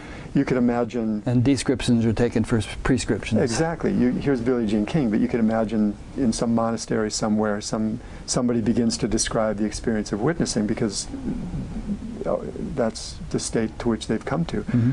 Other people who aren't there yet hear that. And try to do it. They hear that this person's describing them as just the innocent observer of everything. I think, well, that person seems to be in pretty good shape. Let me try that, to do that. Yeah. And I think in the end it ends up being counterproductive, actually, because when you're doing something, you really want to focus 100% of your mind on the thing, not divide it with some other. Let me just read a few, because Billie Jean King really makes this experience clear here. She says, here she's talking about the perfect shot. I think the key line there was, I appreciate what my opponent is doing, but in a very detached, abstract way, like an observer in the next room. Mm-hmm. Here she really ices it. She's talking here about the perfect shot. Ices or aces? Both. Okay. I said ices, but the perfect shot is another matter. They don't come along very often, but when they do, they're great. It gives me a marvelous feeling of almost perfect joy, especially if I can pull one off on the last shot of the match. I can almost feel it coming. It usually happens on one of those days when everything is just right, when the crowd is large and enthusiastic, and my concentration is so perfect. It almost seems as though I'm able to transport myself beyond the turmoil on the court to some place of total peace and calm. I know where the ball is on every shot, and it always looks as big and well-defined as a basketball. Just a huge thing that I couldn't miss if I wanted to. I've got perfect control of the match. My rhythm and movements are excellent, and everything's just in total balance. That perfect moment happens in all sports. Then she says, it's a perfect combination of a violent action taking place in an atmosphere of total tranquility. So my heart pounds, my eyes get damp, and my ears feel like they're wiggling, but it's also just totally peaceful. And when it happens, I want to stop the match and grab the microphone and shout, that's what it's all about. Because it is. It's not the big prize I'm going to win at the end of the match or anything else. It's just having done something that's totally pure and having experienced the perfect emotion, and I'm always sad that I can't communicate that feeling right at the moment it's happening. I can only hope that people realize what's going on. So the key lines here, just to kind of underscore them, I'm able to, it's so perfect, I'm almost able to transport myself beyond the turmoil on the court to some place of total peace and calm. If you didn't have this model of the mind that we're talking about, you'd think, well, boy, what's that? That's weird. It's just that for those minutes or those moments on the tennis court, somehow the brain has reorganized to enable the mind to be fully awake. And now she's awake at this silent level of the mind. Because where is the place of total peace and calm? She's not in the locker room. It's out on the tennis court somewhere. It's deep within that place. And now it's just awakened in her. Yeah. This is an interesting example of how an athletic activity has become a spiritual practice for someone. There are similar quotes like that from Michael Jordan, and I'm sure many others you could quote. Pele in your book, where they haven't meditated or done any spiritual practices. They've just been focused on their sport. But it has, for them, served as a means of developing consciousness, really, unless we assume that they were already in a higher state of consciousness when they took up the sport. There's that research that shows that I was talking about earlier, where what separates the world champions, from just the pros, is higher brain integration. That they were just born with that by some kind of... were they endowed with it, or did their sport help to develop it? Maybe both. Could be, but people are born with different capacities, different levels of this or that. So some people are definitely born with different levels of brain integration. So they become top athletes. So you could almost predict that the Pelés of the world or the Billie Jean Kings would have this kind of experience. I think it's worth throwing in here the thought that, according to some ways of thinking, including mine, people are born at different levels of consciousness. We're outlining higher states of consciousness here. Some people are born in some of these higher states or close to them, and where others have a long road to hoe before they get even close. But wherever you're born, just start where you are and get going. Keep on trucking. I love this line here where she says it's a perfect combination of violent action taking place in an atmosphere of total tranquility. So there's the full range of the mind. Everything is still going on the surface. She's charging around the tennis court like mad, doing everything she's always done. That hasn't gone away. So that's all, that dynamic activity is still going on, but now the full range of the mind is awake, and she's just total tranquility, perfect silence down here. And if anybody was counting out there, she used the word perfect 7 times in this passage. So there's a kind of message here.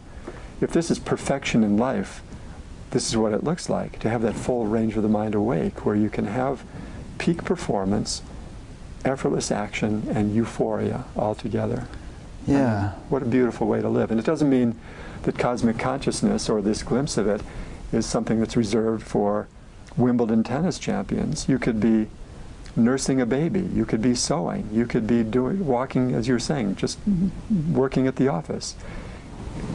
The full depth of the mind is awake, and you are the innocent, silent observer of all of that happening. And you just have that unboundedness, the experience of your actual deepest self, the bliss of that, and whatever peak performance is going to come along with that, with whatever it is that you're doing. Yeah.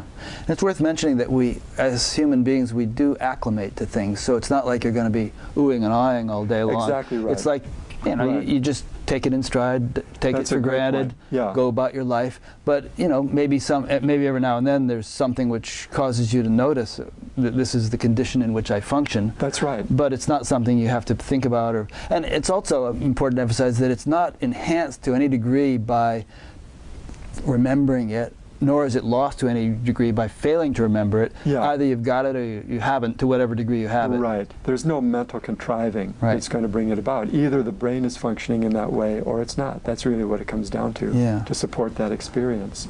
Because again, there are people who make a practice of trying to remember this all the time, you know, and kind of... it divides the mind. It weakens the mind. Get zombie-like, like Shins and Young said. So that's a good point that you make. It's not as though in cosmic consciousness it's maybe a bit of a flamboyant name, but it's not as though there are 4th of July fireworks going on. It's just the opposite. It's just inner, silent, unbounded awareness along with everything else. It's a completely simple, quiet thing. Yeah. And, you know, some guy sent me a question, must have been a couple months ago when I first announced that I was going to interview you, and he said, ask Craig why he always defers to Maharishi as an authority with all this stuff. How about his own experience? Can't he speak from his own experience? So, I mean, there are certain traditions there are certain traditions in which it's, you know, not appropriate to speak from one's own experience. If you ask the Dalai Lama what's going on, he will not answer it directly, and that's kind of the way in the TM world, but to whatever extent you care to, to what extent has your own experience corroborated what you've written about in this book? Yeah, I don't make a thing about my own experience because I don't want to set myself up as some kind of authority based on my own experience. I think Maharishi does a better job of that. If I were to talk about my own experience, it would be I like my meditation practice, and I like diving within and that experience of the 4th state of consciousness. And outside of that, I often feel that myself is just this huge thing that I'm walking around inside of, just, you know, enormous. It's not anything that I pay that much attention to, but when I become aware of it, you know, there it is. It's just gigantic, and it's not moving. I'm just this kind of thing moving around inside of it. But I don't offer that as any kind of hallmark for anybody's experience. It's my own, and different people will have different experiences. What Maharishi's laid out for us in this model of 7 states is basic fundamental milestones, but people seem to have kind of different pathways of moving through those, different flavors of the way one shifts from one to another. But those fundamental stages, intellectually they make sense, as I hope we'll see in our discussion. Yeah, it's funny, I was sitting down at up in Morningstar Studio one time, and it's sometimes used as a dance hall, and they have all these mirrors on the wall, you know, which is the ballet dancers used. And I was talking to somebody, and I happened to glance over and look at the mirrors and saw myself talking to the person, and it's like it's like I was taken aback a little bit. Wow, that's what people see when they look at me? Mm-hmm. It's like, because that's not what I am. Yeah, You know? yeah. But I kind of, you forget, you know? Yeah, exactly, exactly. But also I wanted to just throw in, you've mentioned physiological correlates to these higher states of consciousness, and we're using the Western model, basically, brainwaves and all, and there are some interesting Eastern models too. I mean, the Chinese talk about the meridians and all, and the yogic system talks about chakras and nadis and all those things. I read an interesting article about chakras recently by a woman who experienced their unfoldment very, very clearly and interacted with a lot of people who were going through spiritual unfoldings. And she made the point that they really don't develop sequentially, in hardly ever, that you know, this chakra could develop before this one, and so on and so forth. So this model that Maharishi laid out, I think you can pretty much take anybody's experience and find where it might fit on that progression. But what I find in talking to so many people is that it's really not so linear, and there might be people who, you know, are really in what we would call unity consciousness, which we'll talk about, who haven't yet had God consciousness stuff, or you know, it can come in various, almost like it's unique for each person, kind of like. They're definitely unique. Yeah. Because people have their own nervous systems and so on. Maharishi describes cosmic consciousness as the normal style of human functioning. And why normal? We haven't talked about stress much, but one of the things in that understanding, in his understanding, is what obstructs the normal experience of unbounded awareness is stress in the machinery, the hardware of the nervous system. So the pathway to cultivating higher states of consciousness would be to systematically dissolve that stress, and that's, you know, one thing that the TM technique seems to do with remarkable efficiency. So he calls cosmic consciousness the normal style of human functioning, because in that state there's no stress, virtually no stress. So then that means the physiology is functioning the way it was designed to function, just like a motor functioning without sand in the carburetor. It's functioning the way it was designed to function, brain functioning in the integrated way it was designed to function, and therefore this is the normal state, cosmic consciousness. So what we want to do is get to that normal state, and then from there, that's the platform for really, you know, extraordinary states, the sixth and seventh states, which we'll talk about in a few minutes. Yeah, and Maharishi there also was using Western terminology, but in his own tradition, there are terms such as vasanas and samskaras and so on, which are understood to be actual, you know, impediments or impressions in the nervous system. Right. However, that tradition understood the nervous system, which lodge there and impede the normal functioning of mind and body, of the nervous system and of our consciousness. And the whole science of yoga is to, you know, root out these samskaras and normalize these vasanas. And, you know, so that you find that in the Taoist tradition also, the notion that something has to change in the physiology. And so there are a variety of practices that have emerged, diet and exercise and yoga and so on, to try to accomplish that. Yeah. What you got here? This is a quick one, just one more on cosmic consciousness. We can do this quickly. This is an American actor, contemporary, named Ray Reinhardt. If you ever saw Hunt for Red October, I think in the 80s, I think he was in that. But mostly he's a theater actor in the San Francisco Bay Area. So I came across this in a newspaper interview with him. He says, there are two stages to having the audience in your hand. The first one is the one in which you bring them along. You make them laugh through sheer skill. They laughed at that. Now watch me top it with this one. But there's a step beyond that, which I experienced, but only 2 or 3 times. It's the most, how can you use words like satisfying? It's more ultimate than the ultimate. I seemed to be part of a presence that stood behind myself and was able to observe, not with my eyes, but with my total being, myself, and the audience. It was a wonderful thing of leaving not only the character, but also this person who calls himself Ray Reinhardt. In a way, I was no longer acting actively, although things were happening. My arms moved independently, there was no effort required, my body was loose and light. It was the closest I've ever come in a waking state to a mystical experience. So there's another pretty clear experience of witnessing. I heard Jerry Seinfeld talk about an experience like that when he was on the David Letterman show, like maybe 10 years ago. Both those guys do TM, by the way. But you know, second edition of your book, you might want to. Yeah, I'll look for that. I seem to. What was this phrase here? Observe not just with my eyes, but with my total being. So there's that total being is his language for actually total being, pure consciousness down there. So if cosmic consciousness, the fifth state, is the normal state, then what is there that's more than that? Yeah. And you could ask, what could there be more than cosmic consciousness? Because in cosmic consciousness now, the mind is fully awake from its surface to its depth permanently. We're experiencing from that depth our unbounded self, our innermost unbounded self, permanently, 24/7, waking, dreaming, and sleeping. No matter how those three states of consciousness go, there's the ongoing, unbroken continuum of experience of our unbounded self. So what could there be that's beyond that?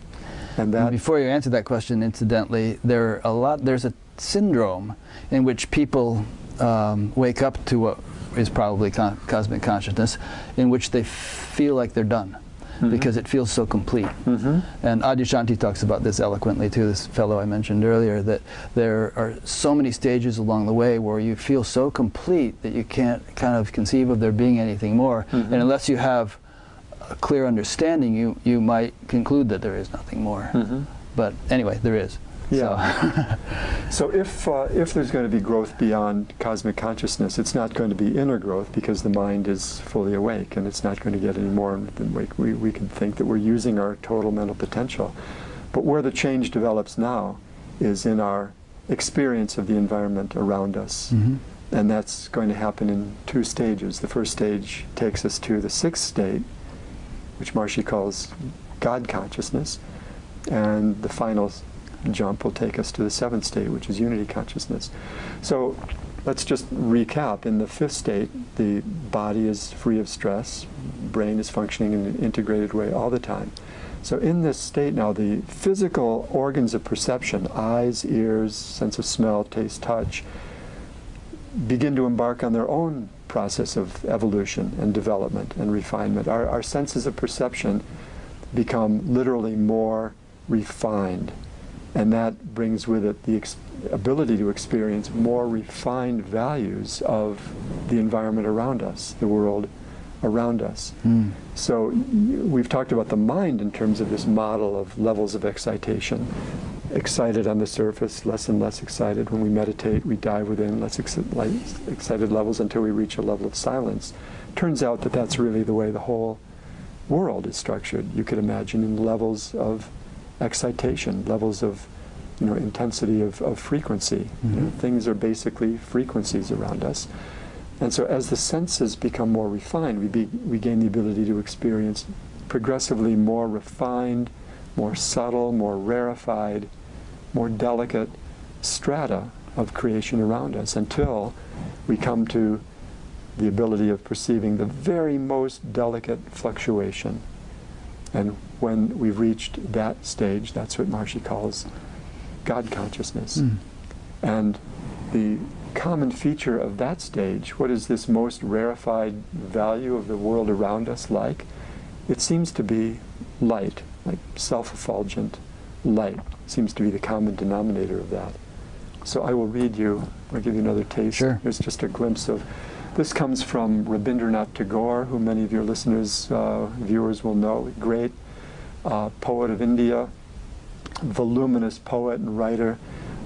What people may not know is he was also a musician, a composer. He wrote the national anthem of India, the national anthem of Bangladesh, and also a painter. So extraordinary creativity. So in this passage that I want to read, he's visiting his brother in a big city in India, and he steps out in Calcutta, actually. I think you said, Yeah, and so he steps out on the veranda, just not expecting anything unusual to happen, and here's what happens.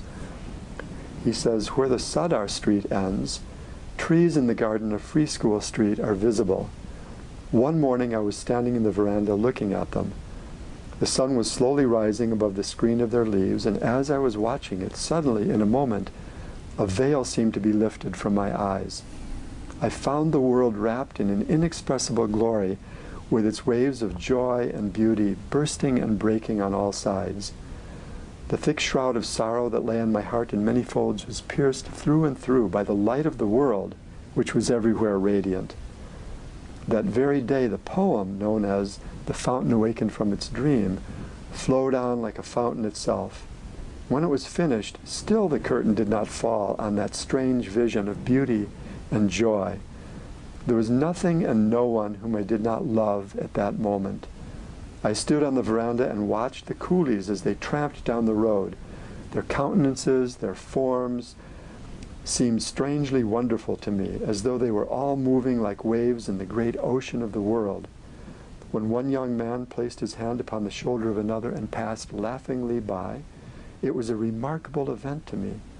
I seemed to witness in the wholeness of my vision the movements of the body of all humanity, and to feel the beat of the music and the rhythm of a mystic dance. And then he says, for some days I was in this ecstatic mood. My brothers had made up their minds to go to Darjeeling, and I accompanied them. I thought I might have a fuller vision of what I had witnessed in the crowded parts of the Sadar Street if once I reached the heights of the Himalayas. But when I reached the Himalayas, the vision all departed. That was my mistake. I thought I could get at the truth from the outside.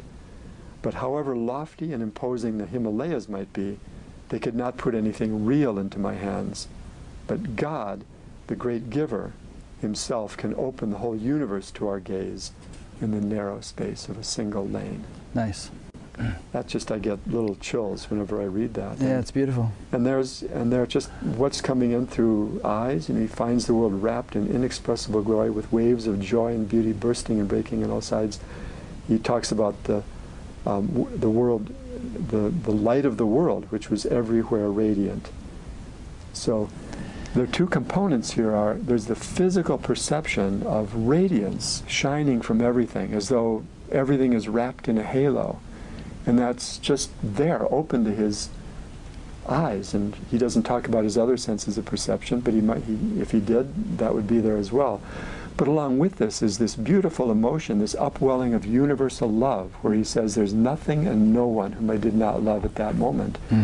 And we can all relate to that even from our own experience. You know, if you go outside and see a beautiful sunset or you hear a beautiful symphony, what's the emotion that beauty calls forth from within you?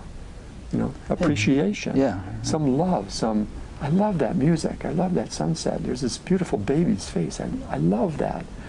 So in the experience of extraordinary beauty, you feel this emotion welling up. So when you take that beauty to its extreme, as we find it in God consciousness, where things are literally shining with divine light, you can't help it. Universal love is just part and parcel of that experience. So those are the two characteristics of God consciousness, the perception of that most refined, celestial, divine value of life, and then the emotion of just universal love that comes to that. And when you think about it, you know, that when Tagore stepped out on that veranda, that scene was always there. It's there today. It's in this room with you and me today. Why don't we experience it all the time? Only because our organs of perception, the physical machinery of perception, hasn't been sufficiently refined to have and sustain that experience. And conversely, you could say for people who do have that experience, it's because, you know, the physical, it's nothing mysterious, it's just because the physical organs of perception are functioning according to their design specs. That's the way they were designed to function, and now they are. Yeah, non-duality or Advaita is all the rage these days in the world. And we'll get to that. And this is the big step on the way to that. Yeah, but I think a lot of people mistake cosmic consciousness for Advaita, for non-duality, because it has its non-dual characteristic. And even transcendental consciousness is ultimate non-duality. Yeah. There's literally no duality when I'm transcendent, and it's just my pure, unbounded awareness awake to itself. The only thing is it isn't sustainable. You lose it when open the eyes. Yeah, and I go to this conference every fall called the Science and Non-Duality Conference, and I was thinking about what I might talk about when I give a little talk there next year, and I was thinking that both the terms science and non-duality have a sort of a flat connotation. They don't have a lot of heart in them necessarily, and yet the greatest non-dualists, you know, Shankara, Ramana Maharshi, you know, various saints we could quote, seem to have a tremendous amount of heart and love and appreciation and compassion and all these sort of qualities, and so there's that if people have arrived at some kind of flat, dispassionate, non-dual state, there's more to come in terms of the sort of the real juiciness that can be developed in one's experience, and it would be well, Maharishi once asked, well, what happens if a person gets to that state and gets stuck there? And he said it was like a bullet going through my heart, the concept of somebody being stuck and not experiencing what they potentially might yet experience if further unfoldment takes place. And it's fascinating to consider, well, what you just said, you know, we're sitting in this office and it may appear drab or something. It doesn't look so bad to me, but you know, you bring a dozen people in here and they're all seeing it slightly differently. But if someone in God consciousness were sitting here, they would see, you know, the perception of the desk and the camera and the computer and stuff like that would really be quite glorious. And you have some quotes in your book about, you know, somebody watching a cat cross a lawn, and it's like this amazing experience. It's as if the lawn were made of diamonds and the cat is this wonderful glowing thing. So that potential is there, and it's the potential to live life that way all the time is there, and it's an exciting prospect. And one more comment I'll make and then throw it back to you, and is one thing I find fascinating. I have friends who are in this state all the time and who experience subtle beings all the time, and you know, I sometimes bring that up in interviews, and I sometimes get flack for emphasizing it because it seems like a tangent or a distraction or something. But you know, imagine, I mean, if scientists discover some new species of snail in the Amazon or something, it might make the news because, wow, there's this thing we didn't even know about. Or if aliens were to land on the White House lawn, it would really make the news because, holy mackerel, there's this whole life form that we didn't know about. Well, it so happens that, you know, we're just kind of fish swimming on the surface of the ocean, and there's fish, you know, metaphorically speaking, at all the other levels of the ocean, beings who dwell at these levels of creation, and they're all very much there without our being aware of it. So isn't that an interesting realm for exploration, you know, to somehow commune with these subtler impulses of life, if such communion is advantageous in any way for us or for them.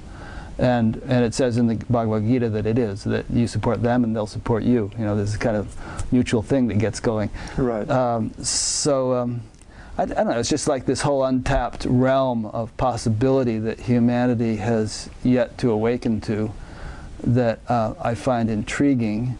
And right now a lot of people are awakening to the possibility of the transcendent and living that in daily life, but there's this whole other possibility that might unfold once that becomes kind of a de rigueur. Yeah, well, it starts with awakening to the transcendent. I mean, everything that we're talking about here is really fostered by development of consciousness. I mean, if there are such things as you're saying, how would one experience them? You have to develop your consciousness. You have to refine the machinery of perception. Yeah. So the Garden of Eden, you know, so many people who've described this level, as you've seen in the book, they'll talk about a veil, as Tagore himself did, as if a veil fell away, and there's the world as it always was. So people describe it as a paradise around us, or a Garden of Eden. So the Garden of Eden wasn't something mythical thousands of years ago. We're living in it. We just don't see it for the reality that it is. Yeah. And we might take better care of our planet if we did. Yeah, I was just thinking, there's that Vedic saying, the world is as you are or as you see it or something. And I think it's a common thought. It's not only that the world that you get to evaluate the world to the extent you can evaluate it, but I think if everyone were to see the world, or be capable of seeing the world in more sublime values, that, you know, objectively the world would begin to manifest in some more sublime qualities. You know, we'd have more of a heavenly world that would be evident to anybody, even if they Right. weren't open to that level of perception. Yeah. And coming back to Tagore's beautiful line, there was nothing and no one whom I did not love at that moment. So we can talk about the physical perception, but think about the relationship to other people when your ongoing experience is just universal love. There's nothing and no one whom I didn't love. Would I ever think of harming you? Would I ever think of oppressing you? Doing anything like that? Yeah. It never would enter my mind. And it just...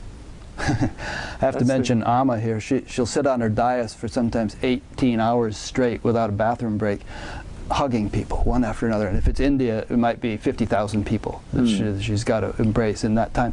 And if you watch a video of it or see it firsthand, there's this, like, every single person that comes is like, my long lost child, I love you. And if you or I were to do that, at least me, I'd run out of steam pretty quick. Yeah. But there's this kind of like freshness and innocence and newness in every single encounter that just never runs dry.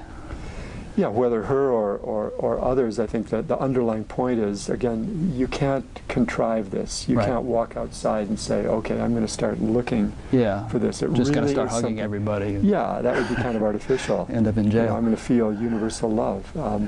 It's good to favor those kinds of, favor the positive over the negative, but even better to just begin cultivating physiology, mind and body to have these high plateaus of human experience that people have described through history ourselves all the time.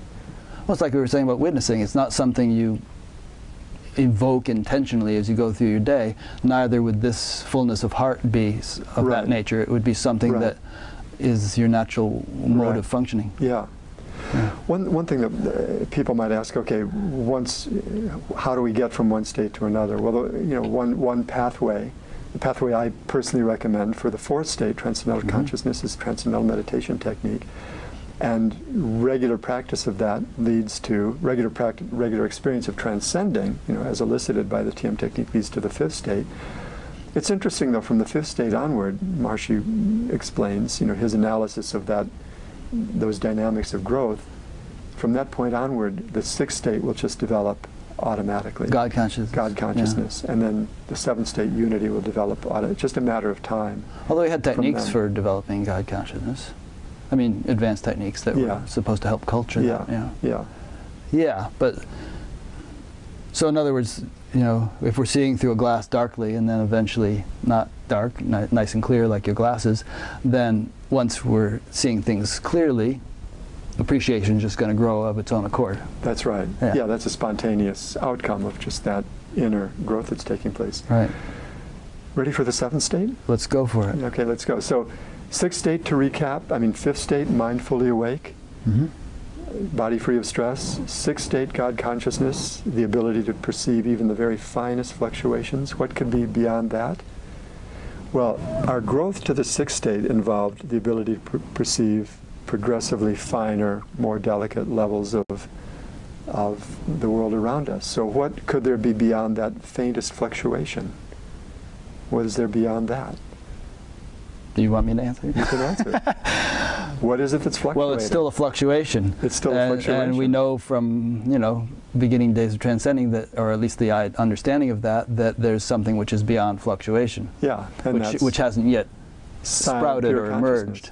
So when we come back to our first experience of transcending, what's happened when we transcend, close the eyes, the mind is experiencing less active levels until we come to the very least active level, finest active level, and then transcend even that, and it's just non-activity, just pure silent awareness.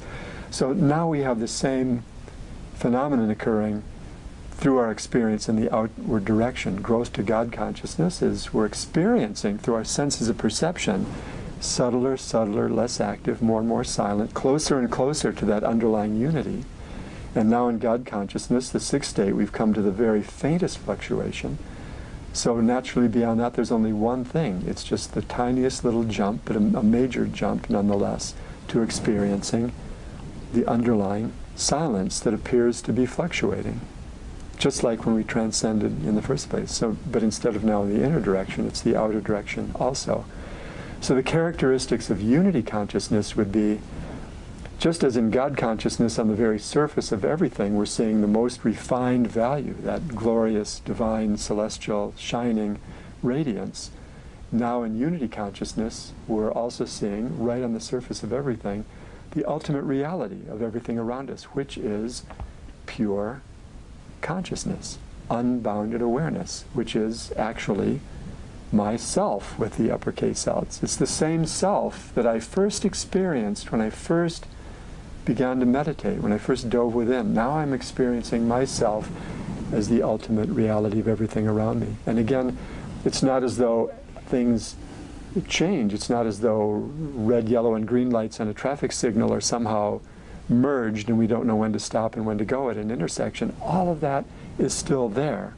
It's just now we see all of that in terms of ourself, as an expression of ourself.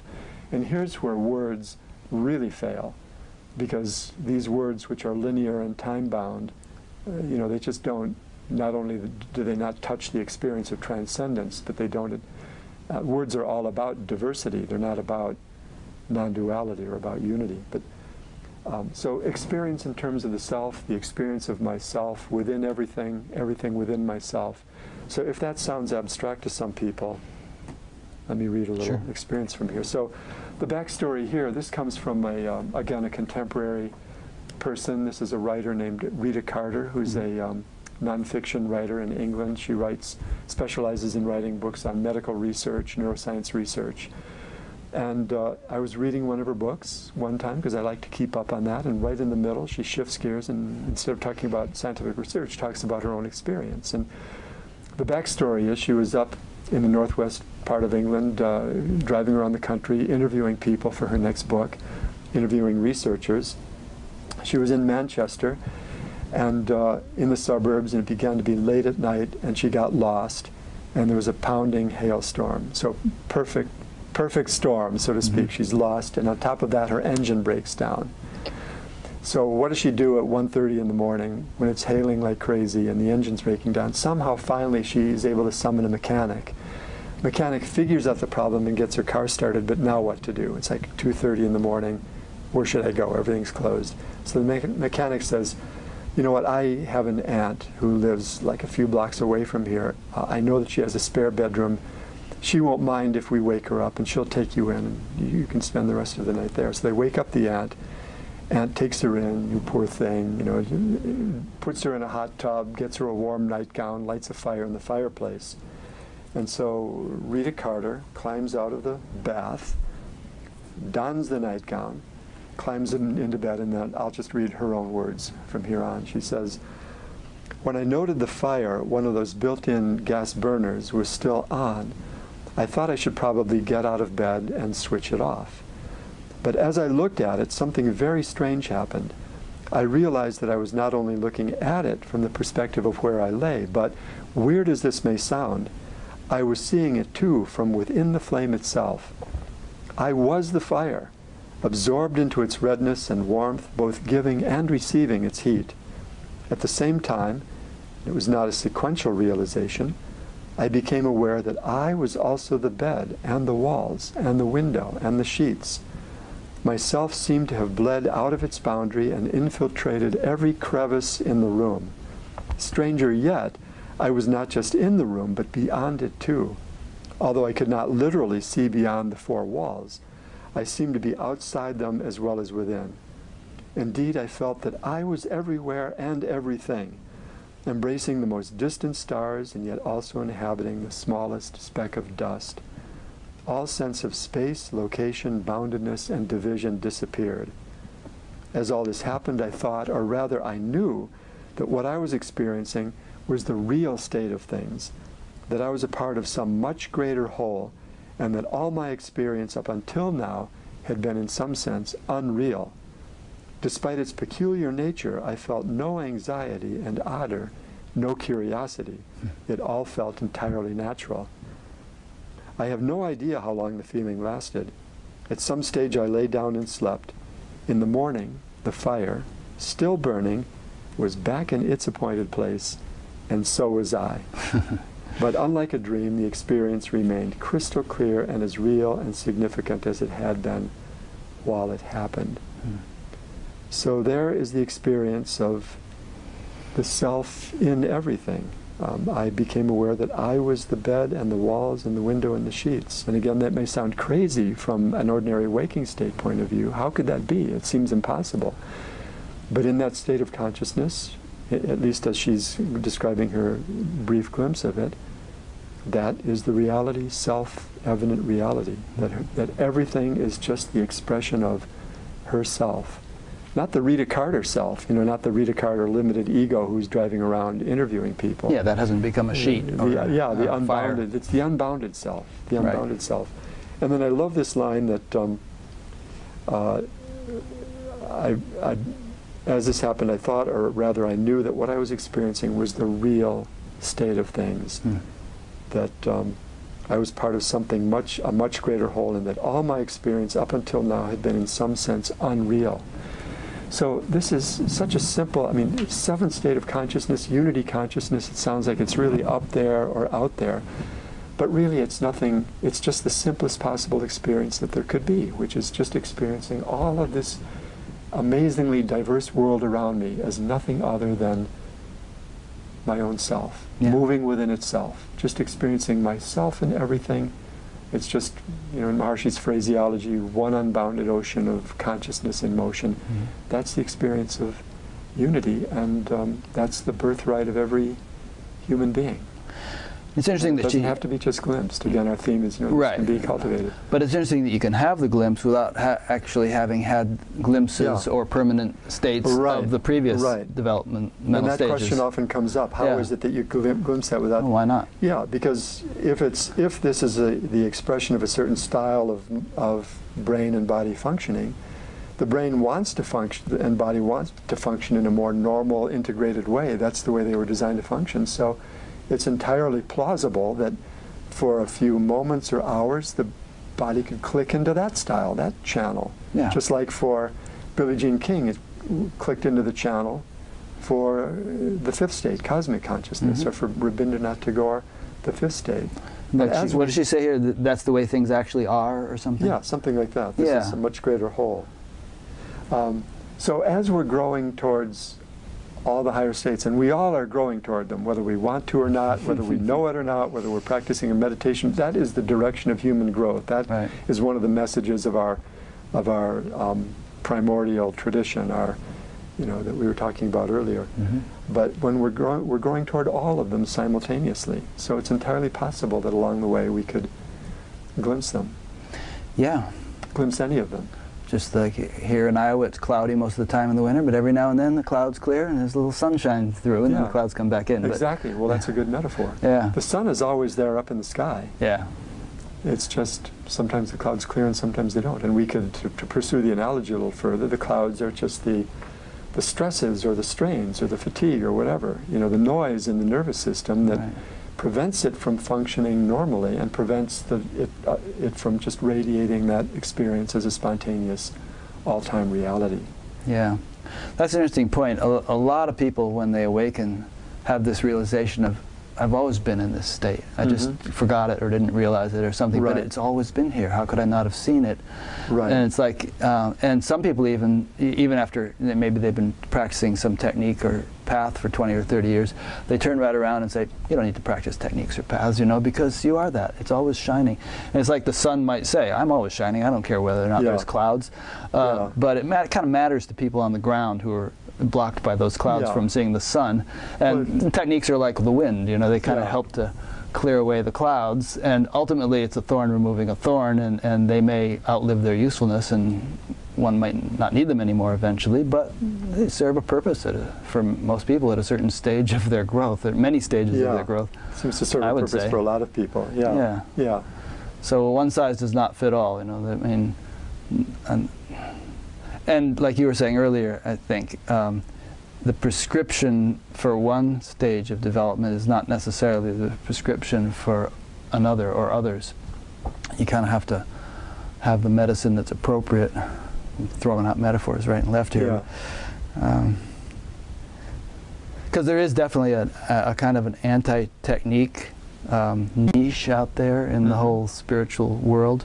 There are people who, you know, will just glom onto an intellectual understanding of all this, buttressed by some intuitive sense of things, and say, yeah, I'm already enlightened, we're all already enlightened, you don't need to do anything, you're there, you know, just sort of realize that.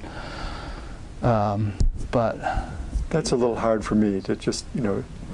Well, there are Rick, people saying that. Of course there are, but Rick, just realize that you're enlightened. Well, that's like, to me anyway, that's some kind of like mental sleight of hand. Yeah, say that to 18-year-old Rick Archer, high school dropout drug user, and it wouldn't have gotten them too far. And then take a person and hook them up to an EEG machine and see if anything really has changed. Look at them, look at the style of brain functioning before you say, okay, now just realize you're enlightened, and see if there's any change out. Just what you said. Yeah. There's a Tibetan proverb, which I've quoted perhaps 100 times, which goes, don't mistake understanding for realization, don't mistake realization for liberation. So, yeah, it's important, I think. So the picture we have in every tradition, we have, and this isn't even something that we've discussed when we talked about, you know, the perennial philosophy, or the primordial tradition, as Ken Wilber calls it. In every tradition, you can look and see not only is there the notion that there's a unity underlying the diversity of the world, but in every tradition there's what I call the summons to look within. You know, the kingdom of heaven is within you, and you can find statements like that. Similarly, in every single tradition, the treasure of life is within. You know, within is where what's to be sought in life is to be found. Seek that first, and all else should be added unto you. Get to that, and then everything else will be easier in your life. And we find statements of that in tradition after tradition. So the received wisdom that comes down to us through these mighty rivers of these, you know, these great traditions through history, I think that, you know, some people may discount them in this modern scientific age. What do they know? But they know a lot. And the message is, look within. And within is the treasure. And life can be transformed by having that experience that's there to be had within. And in fact, that's the whole purpose of your life, is to have that transformation, whatever you might call that transformation, enlightenment, satori, salvation, different names from different traditions, but there's that transformation. And so now in this time we have, and you know, I credit Maharishi for the knowledge, you know, that I've laid out in this book. We have this model of higher states of consciousness, so we know what are the milestones of growth. We have a model of the mind, which helps us understand what's actually happening, for example, in the witnessing experience. And we have an effortless technique, which has a pretty large body of scientific research showing the very practical benefits that come from that. And you haven't read too many quotes, or any quotes, from TM meditators. You've mainly been reading quotes from famous people, athletes and so on. But I have those corresponding to each of those higher states. Yeah, you have a lot of those in the book. And I just want to say that maybe it's changed now, but like 10 years ago maybe, or even 5 years ago when I started this show, it seemed to me that there was a sort of a stigma against proclaiming oneself as having achieved or having attained cosmic consciousness or any of these higher states. There was sort of like, you better keep it to yourself. But maybe it was sort of a carryover from the Robin Carlson era, where, you know, he was proclaiming himself to be this great enlightened dude, and it was creating all kinds of chaos in the community. But personally, I think it's time. I mean, if people have been meditating for 30, 40 years, it's time to sort of, you know, remember Brand F Airlines? Their slogan used to be, if you've got it, flaunt it. And it's, you know, I mean, it doesn't need to turn into, and it isn't necessarily an ego thing if one says, yeah, I'm awake 24/7, you know, I've achieved this level of development or whatever. It can be presented very matter-of-factly, and I think it would instill greater hope and confidence and enthusiasm in people who haven't yet risen to that level of experience if we were just more matter-of-fact about it. Well, that's a personal decision, of course. Yeah. You know, how public one wants to be about a very intimate experience. Well, it took me 4 years to convince Harry Alto to come on here on this show to talk, because you know, he was just wanting to be private. Yeah. But you know, nothing bad happened when he actually did come on the show. So you know, Go ahead. Well, I'm thinking here again, just right over here, about 100 yards on our campus at Maharishi University of Management. Here is our Center for Brain Consciousness and Cognition, with Dr. Fred Travis directing that. And he's invited people who have this experience of witnessing, this hallmark of cosmic consciousness, witnessing through the night, into his laboratory to measure. So he wants to know who is having that experience of witnessing even during sleep. So witnessing the hallmark of cosmic consciousness, if it's there even during sleep state, inner wakefulness, even when the surface of my mind is asleep, deep inside I'm awake, this unbroken continuum of wakefulness. So he'd like to research people like that. So I believe dozens of people have quietly answered the call and come in, and he's looked at their EEG and other measures of functioning just to see what are the defining brain and physiological characteristics of this remarkable state of cosmic consciousness, really to understand it scientifically. That gives us confidence that that's a real state. You know, just again, we're saying not a mood, not positive thinking, not anything that you can contrive. It's a real state that depends on that. So I'm just responding to your point about people coming forward, coming out of the closet, and they are, at least to be part of this ongoing research experiment.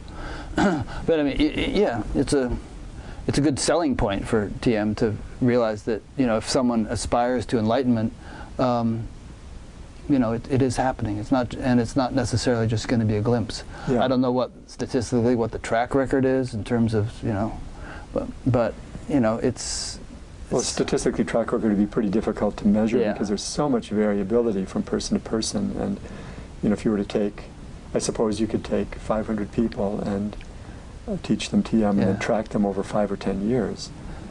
In fact, Dr. Travis has done something like that, where he'll look at people who've been meditating 9 years, let's say, and compare them with people who've been meditating only a couple of months. And what he finds is very interesting, that during the experience of the experience of transcendence during transcendental meditation, brainwave integration is quite similar between, say, a 2-month meditator and a 7-year meditator.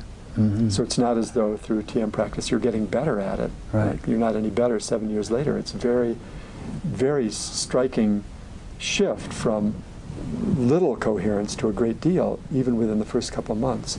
But where the difference between the short-term meditator and the long-term meditator shows up is outside of meditation. There's much more coherence in the long-term meditator outside of meditation than for the short-term. So it shows you that with regular TM practice, then that coherence is growing on the outside, and we know that there's a correlation between integrated brain functioning and the experience of transcendence. So it's kind of teasing out the real reality, not just of subjective experience, but of the whole package that we were born with. And I think personally, I mean, I think it'll be a healthy thing for it is happening that the university is kind of getting more collaborative with other groups and people, such as Fred Travis going to the Institute of Noetic Sciences. And what he wants to do, that kind of thing. He'll tell you more, is just look at the research on all the different techniques and see exactly, in more and more detail, what are they doing? And how is the mind changing? How is the brain changing? How is the whole neurophysiology changing? And what are the outcomes of that? And I'm stating this sort of diplomatically, but here's a quote from this MUM review. Since Dr. Travis is the only researcher with the publications that have studied the neurophysiology of transcending, I'm not so sure about that. There are over 10,000 studies on meditation and only a few hundred on TM. But and since the transcendental meditation technique is unique in its ability to systematically allow practitioners to transcend, the researchers look to him to help them understand this facet of meditation. Now, just as a case in point, I have a friend who spent 30 years, for the most part, in Trappist and Benedictine monasteries, mostly practicing Zen and Vipassana meditations in addition to his Christian things. And he underwent a profound awakening, and is, and I would say, is in unity consciousness by your definition, or by Maharishi's definition. He witnesses sleep 24/7. He has celestial perception all the time. He sees angels around people all the time and stuff, and he sees everything in terms of the self. So, you know, he might take exception to this notion that, and he's never practiced TM, of course. So I just think that there's a kind of a, TM may be better in some respects. Maybe Fred Travis will prove that, or other scientists will.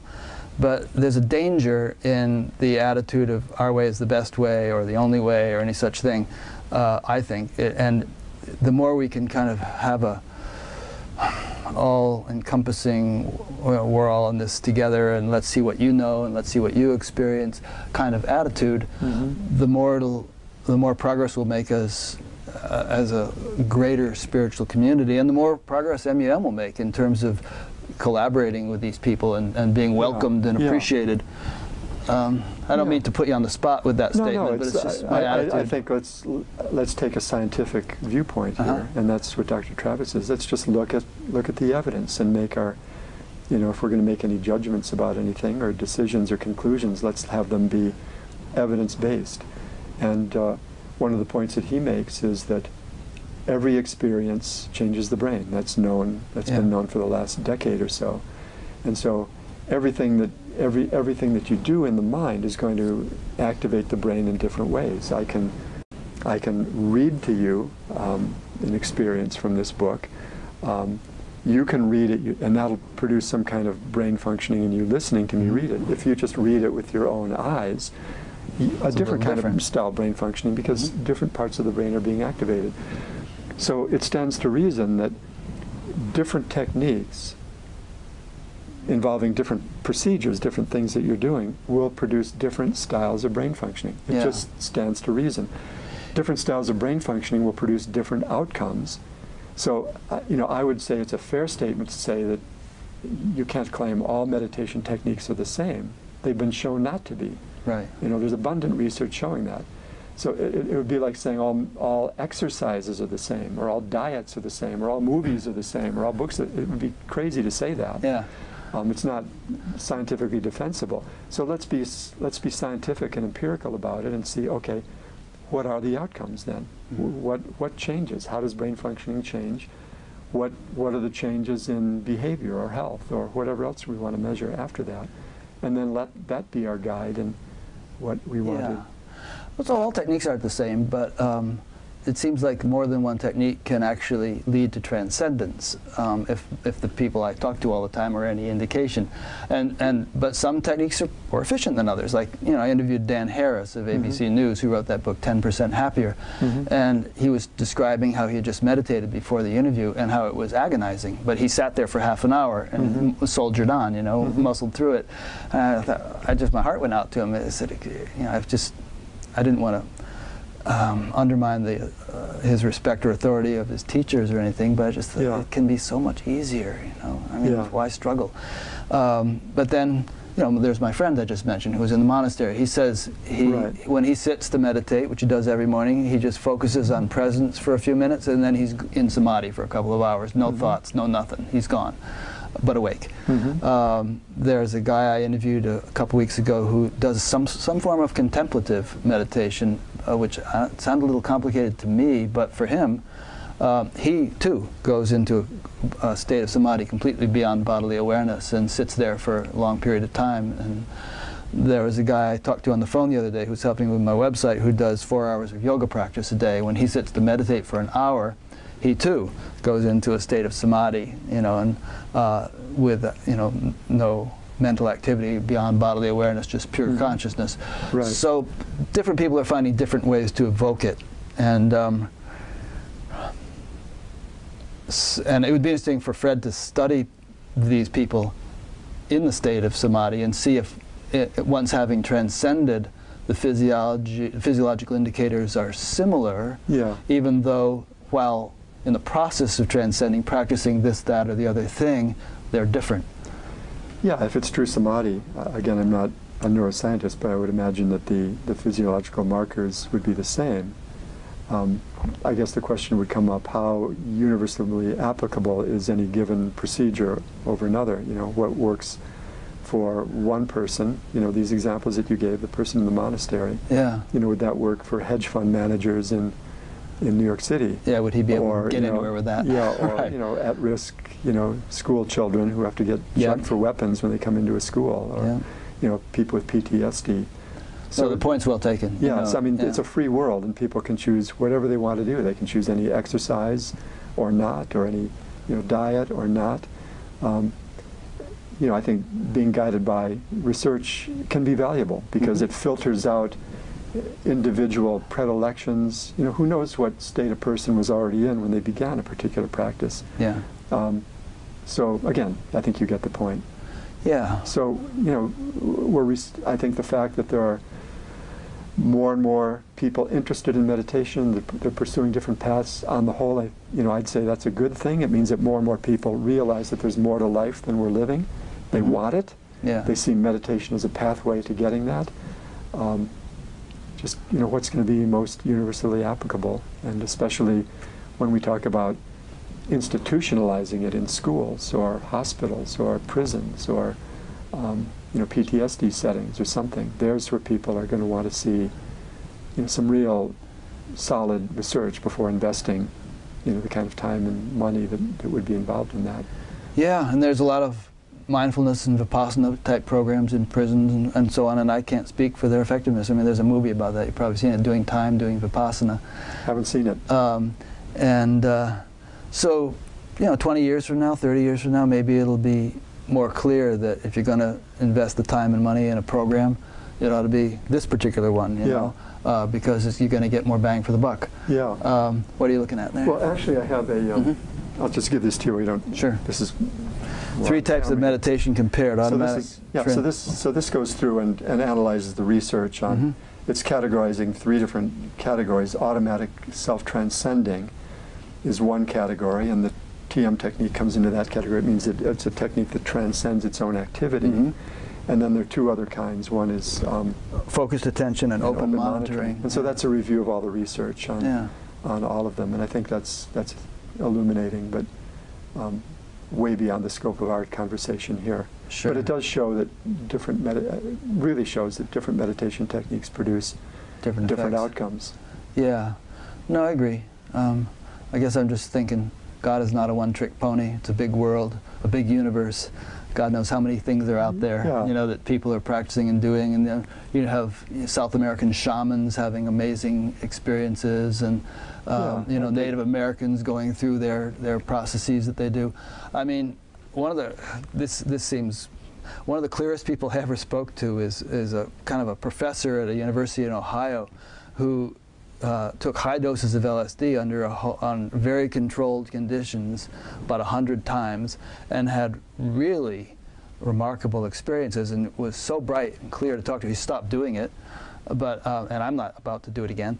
But I'm just kind of like, this whole process of doing the show has broadened the possibilities for me in terms of the diversity of the world and the vast variety of approaches that so many different people are taking, and many with very profound results. Right. You know, and I don't think realistically you're ever going to get everyone to do one particular type of thing. Yeah, and it's not necessary. No. Yeah, I mean, people make their own decisions and whatever they want to do. That, you know, that's what they choose, and the results come from whatever they're doing.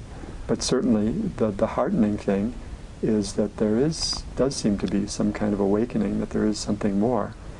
And it's a fulfilling time to be alive. It's really a remarkable time to be alive when there's this awakening of really ancient traditions, Vedic tradition in particular, that, you know, we have research on, and in a scientific age when we can use the tools of modern science and validate externally, validate objectively that these things are, you know, that these kinds of states that we're talking about, higher states, are real, that enlightenment is something very real and extremely beneficial in the most practical way that you can imagine.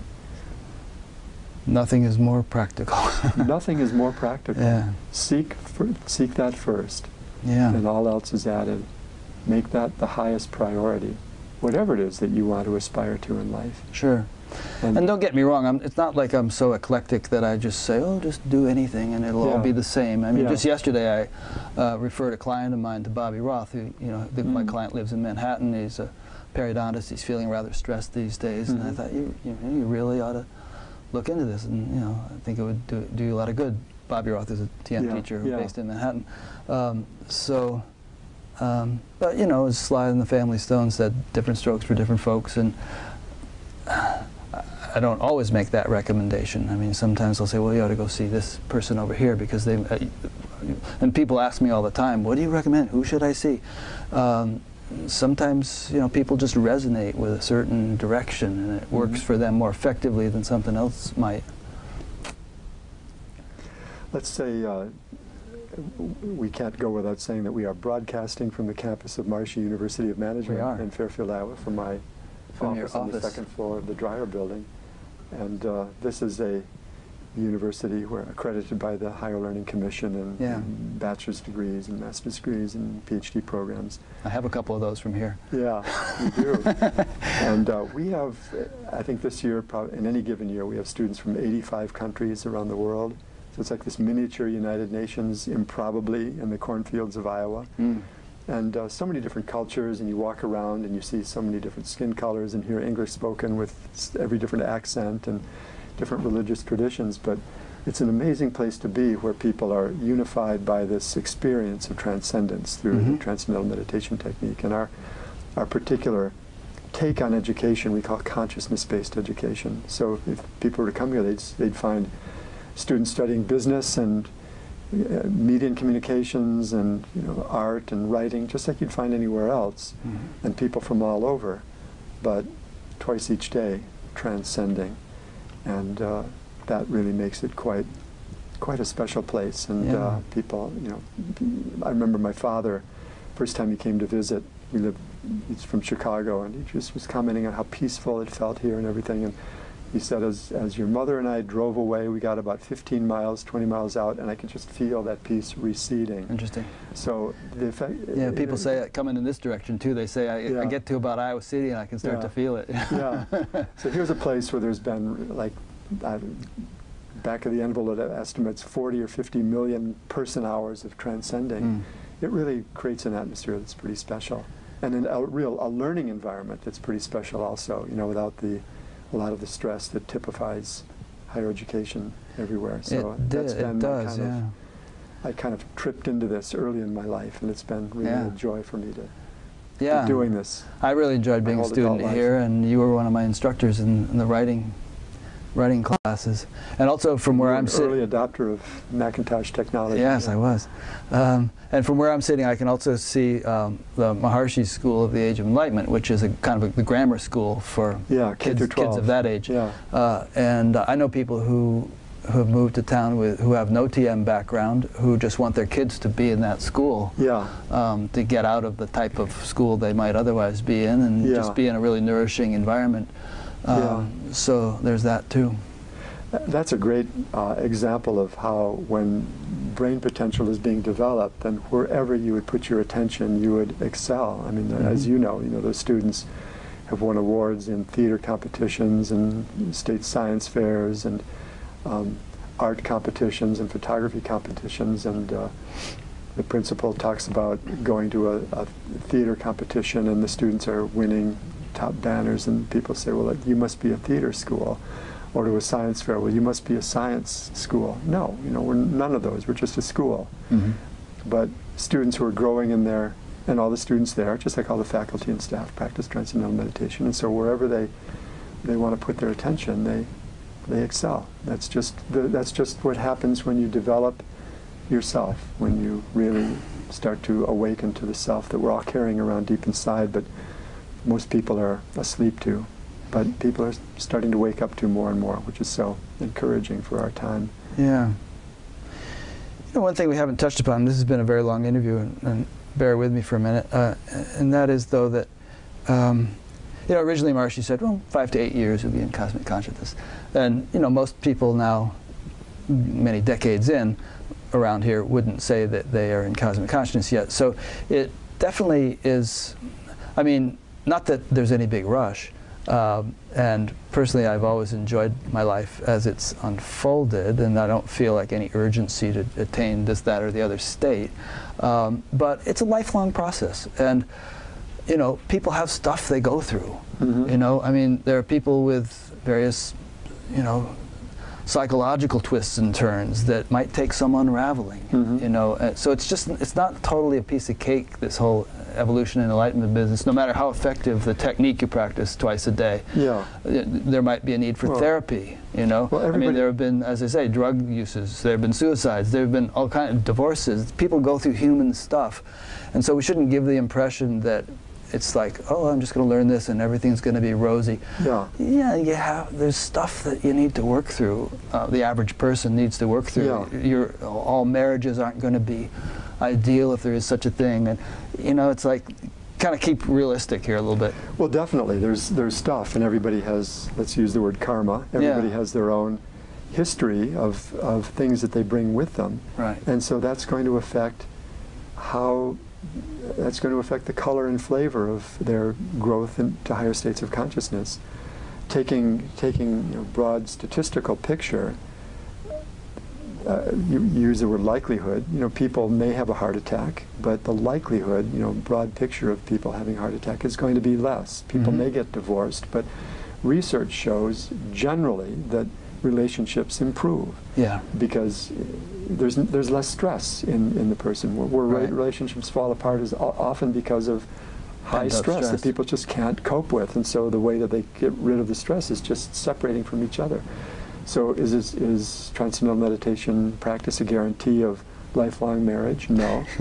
But your relationship is going to be better because of having less stress. Gives you a valuable tool. Yeah, your health is going to be better. Right. So if something it seems externally unfortunate happens, you have to think, well, how much worse would it have been if there hadn't been regular transcending?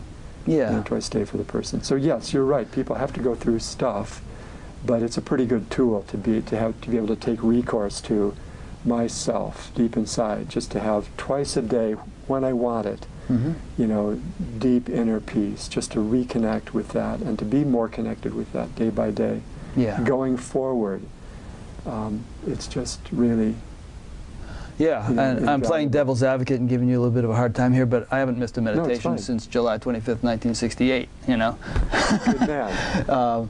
And these, it's generally about 3 hours a day on average, but that's obviously not what one would start with. And some people think that I'm kind of obsessed in that way, but I'm just going by my results, just going by what feels right. And if at some point it feels I don't need to do this anymore, then I guess I won't. But, and that happens to people sometimes. I mean, I've talked to, that lady Suzanne Siegel from Chicago that I mentioned. She was a TM teacher and had been on a lot of long courses, and then she kind of moved to Paris, got married, got pregnant, was living her life, actually stopped meditating, and one day she was stepping onto a bus in Paris and cosmic consciousness. But the funny thing is she didn't know what it was, because somehow the experience was so different than her conception of it, which she hadn't even thought about for a few years, that she was terrified because there was a complete loss of any sense of personal self. Like Maharishi says in the Gita, that even the experience of cosmic consciousness can be a source of confusion and fear if you don't have the proper understanding to go with it. That's the value of the understanding. So why did I go off on that tangent? I don't know, but it's an interesting little book she wrote called Collision with the Infinite.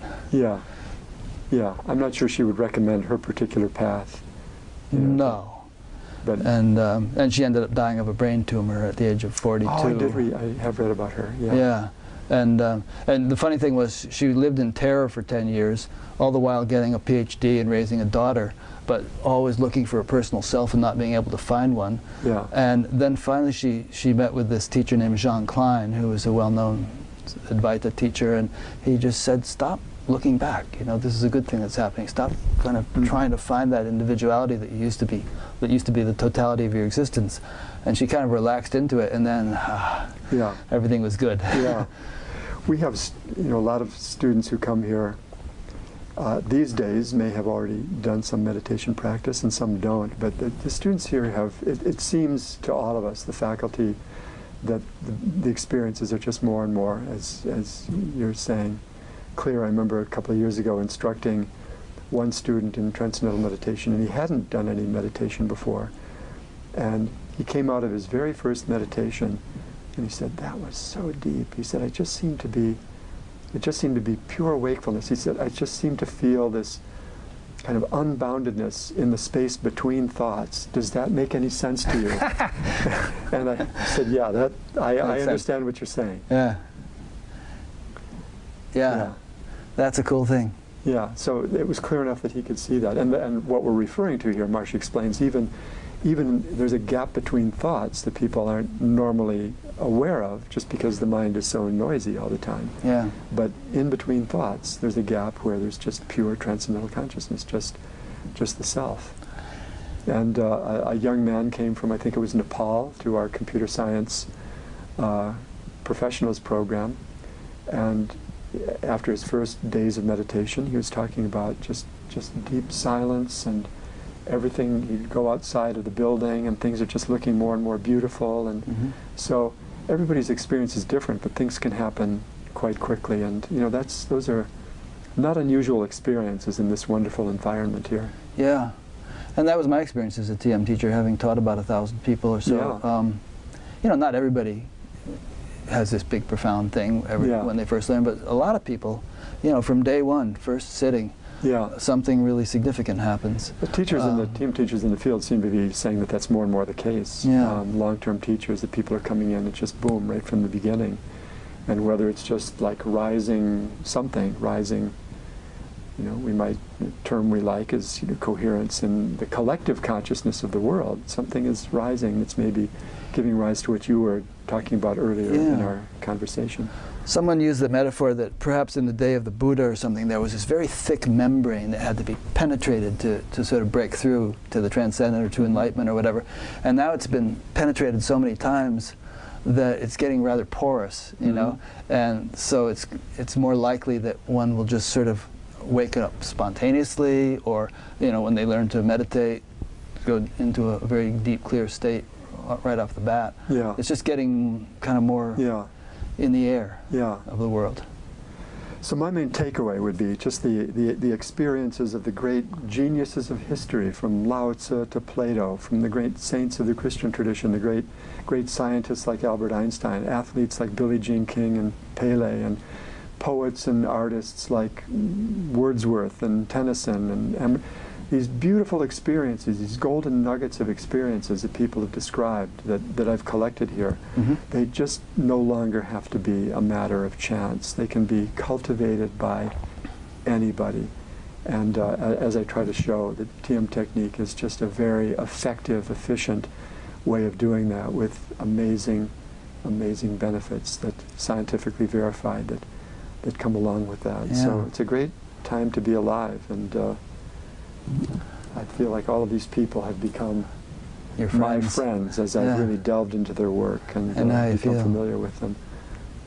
There's a spiritual Zen teacher who said enlightenment may be an accident, but spiritual practice makes you accident prone. That's a good one. So, you know, some of these people had accidents, but we can all sort of culture the ability to have that accident. That the experience of transcendence, the experience of higher states, they are universal, found in every tradition, every tradition. And now we can verify their authenticity empirically, and we can cultivate that systematically. Yeah, well, this has been such a long interview because you're so enjoyable to talk to, and we haven't likewise had a chance to talk for a long time, and so I'm really milking it for everything. But so I really appreciate having spent this time with you, and thank you for the opportunity, Rick. Yeah, and I hope some of my more probing questions didn't make you feel uncomfortable. I just felt like, no, you know, when I was teaching TM, I felt like, ask me anything, you know, because it brings something out. If you, well, I've done some traveling this past fall, East Coast and West Coast, and speaking about my book, and people ask those questions. Any question is fair game. And I also try to anticipate questions that people in listening might have, and ask them for those people, because they're not going to have the chance, you know. Yeah, good interviewer. Good. All right, thanks. Well, let me make some wrap-up points. I've been speaking with Dr. Craig Pearson, who is the Executive Vice President of Maharishi University of Management, and you probably know that by now. This interview is part of a series which I've been doing for about 5 years now. I think this is number 277 or something, and which I will hopefully continue to do for many years to come.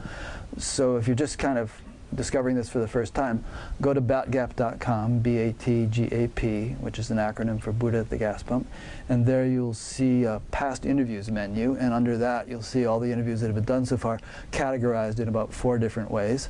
There's a future interviews menu, which shows what's upcoming, and we're working now on a thing which would enable you to find a teacher whom I've interviewed, wherever you may be. So if someone is in London, they could sort it and say, okay, who's in London? And so that's under development. And there's some other things that we have planned. There's a donate button there, which if people didn't click, I wouldn't be able to continue doing this. So if you feel inspired by these interviews, please consider clicking it and donating either once or on a subscription basis. There's a place to sign up to be notified by email each time a new interview is posted. And there's also a link at the top where you can subscribe to the audio podcast on various kinds of devices, you know, iPod or Android device or whatever. So click that if you want to subscribe to the audio podcast. So I think that's just about it for now. Would you mind if I said? Not at all. This book, The Supreme Awakening, is available at 2 places, mumpress.com, mumpress.com, also on Amazon. And I forgot to mention, actually, that Craig will have his own page on BatGap, and I will be linking directly to the place where you can get the book. Great. And it's a pretty good deal. I mean, it's a big, hefty hardcover book, $35. I mean, some paperbacks. But you can open it anywhere and find beautiful stories. I found it enjoyable to read. I'm not quite finished with it, but it's a good book. Good. Thank you, Rick. Thanks, Craig. Yeah, good to be with you. Yeah. Thank you all for watching. See you next time.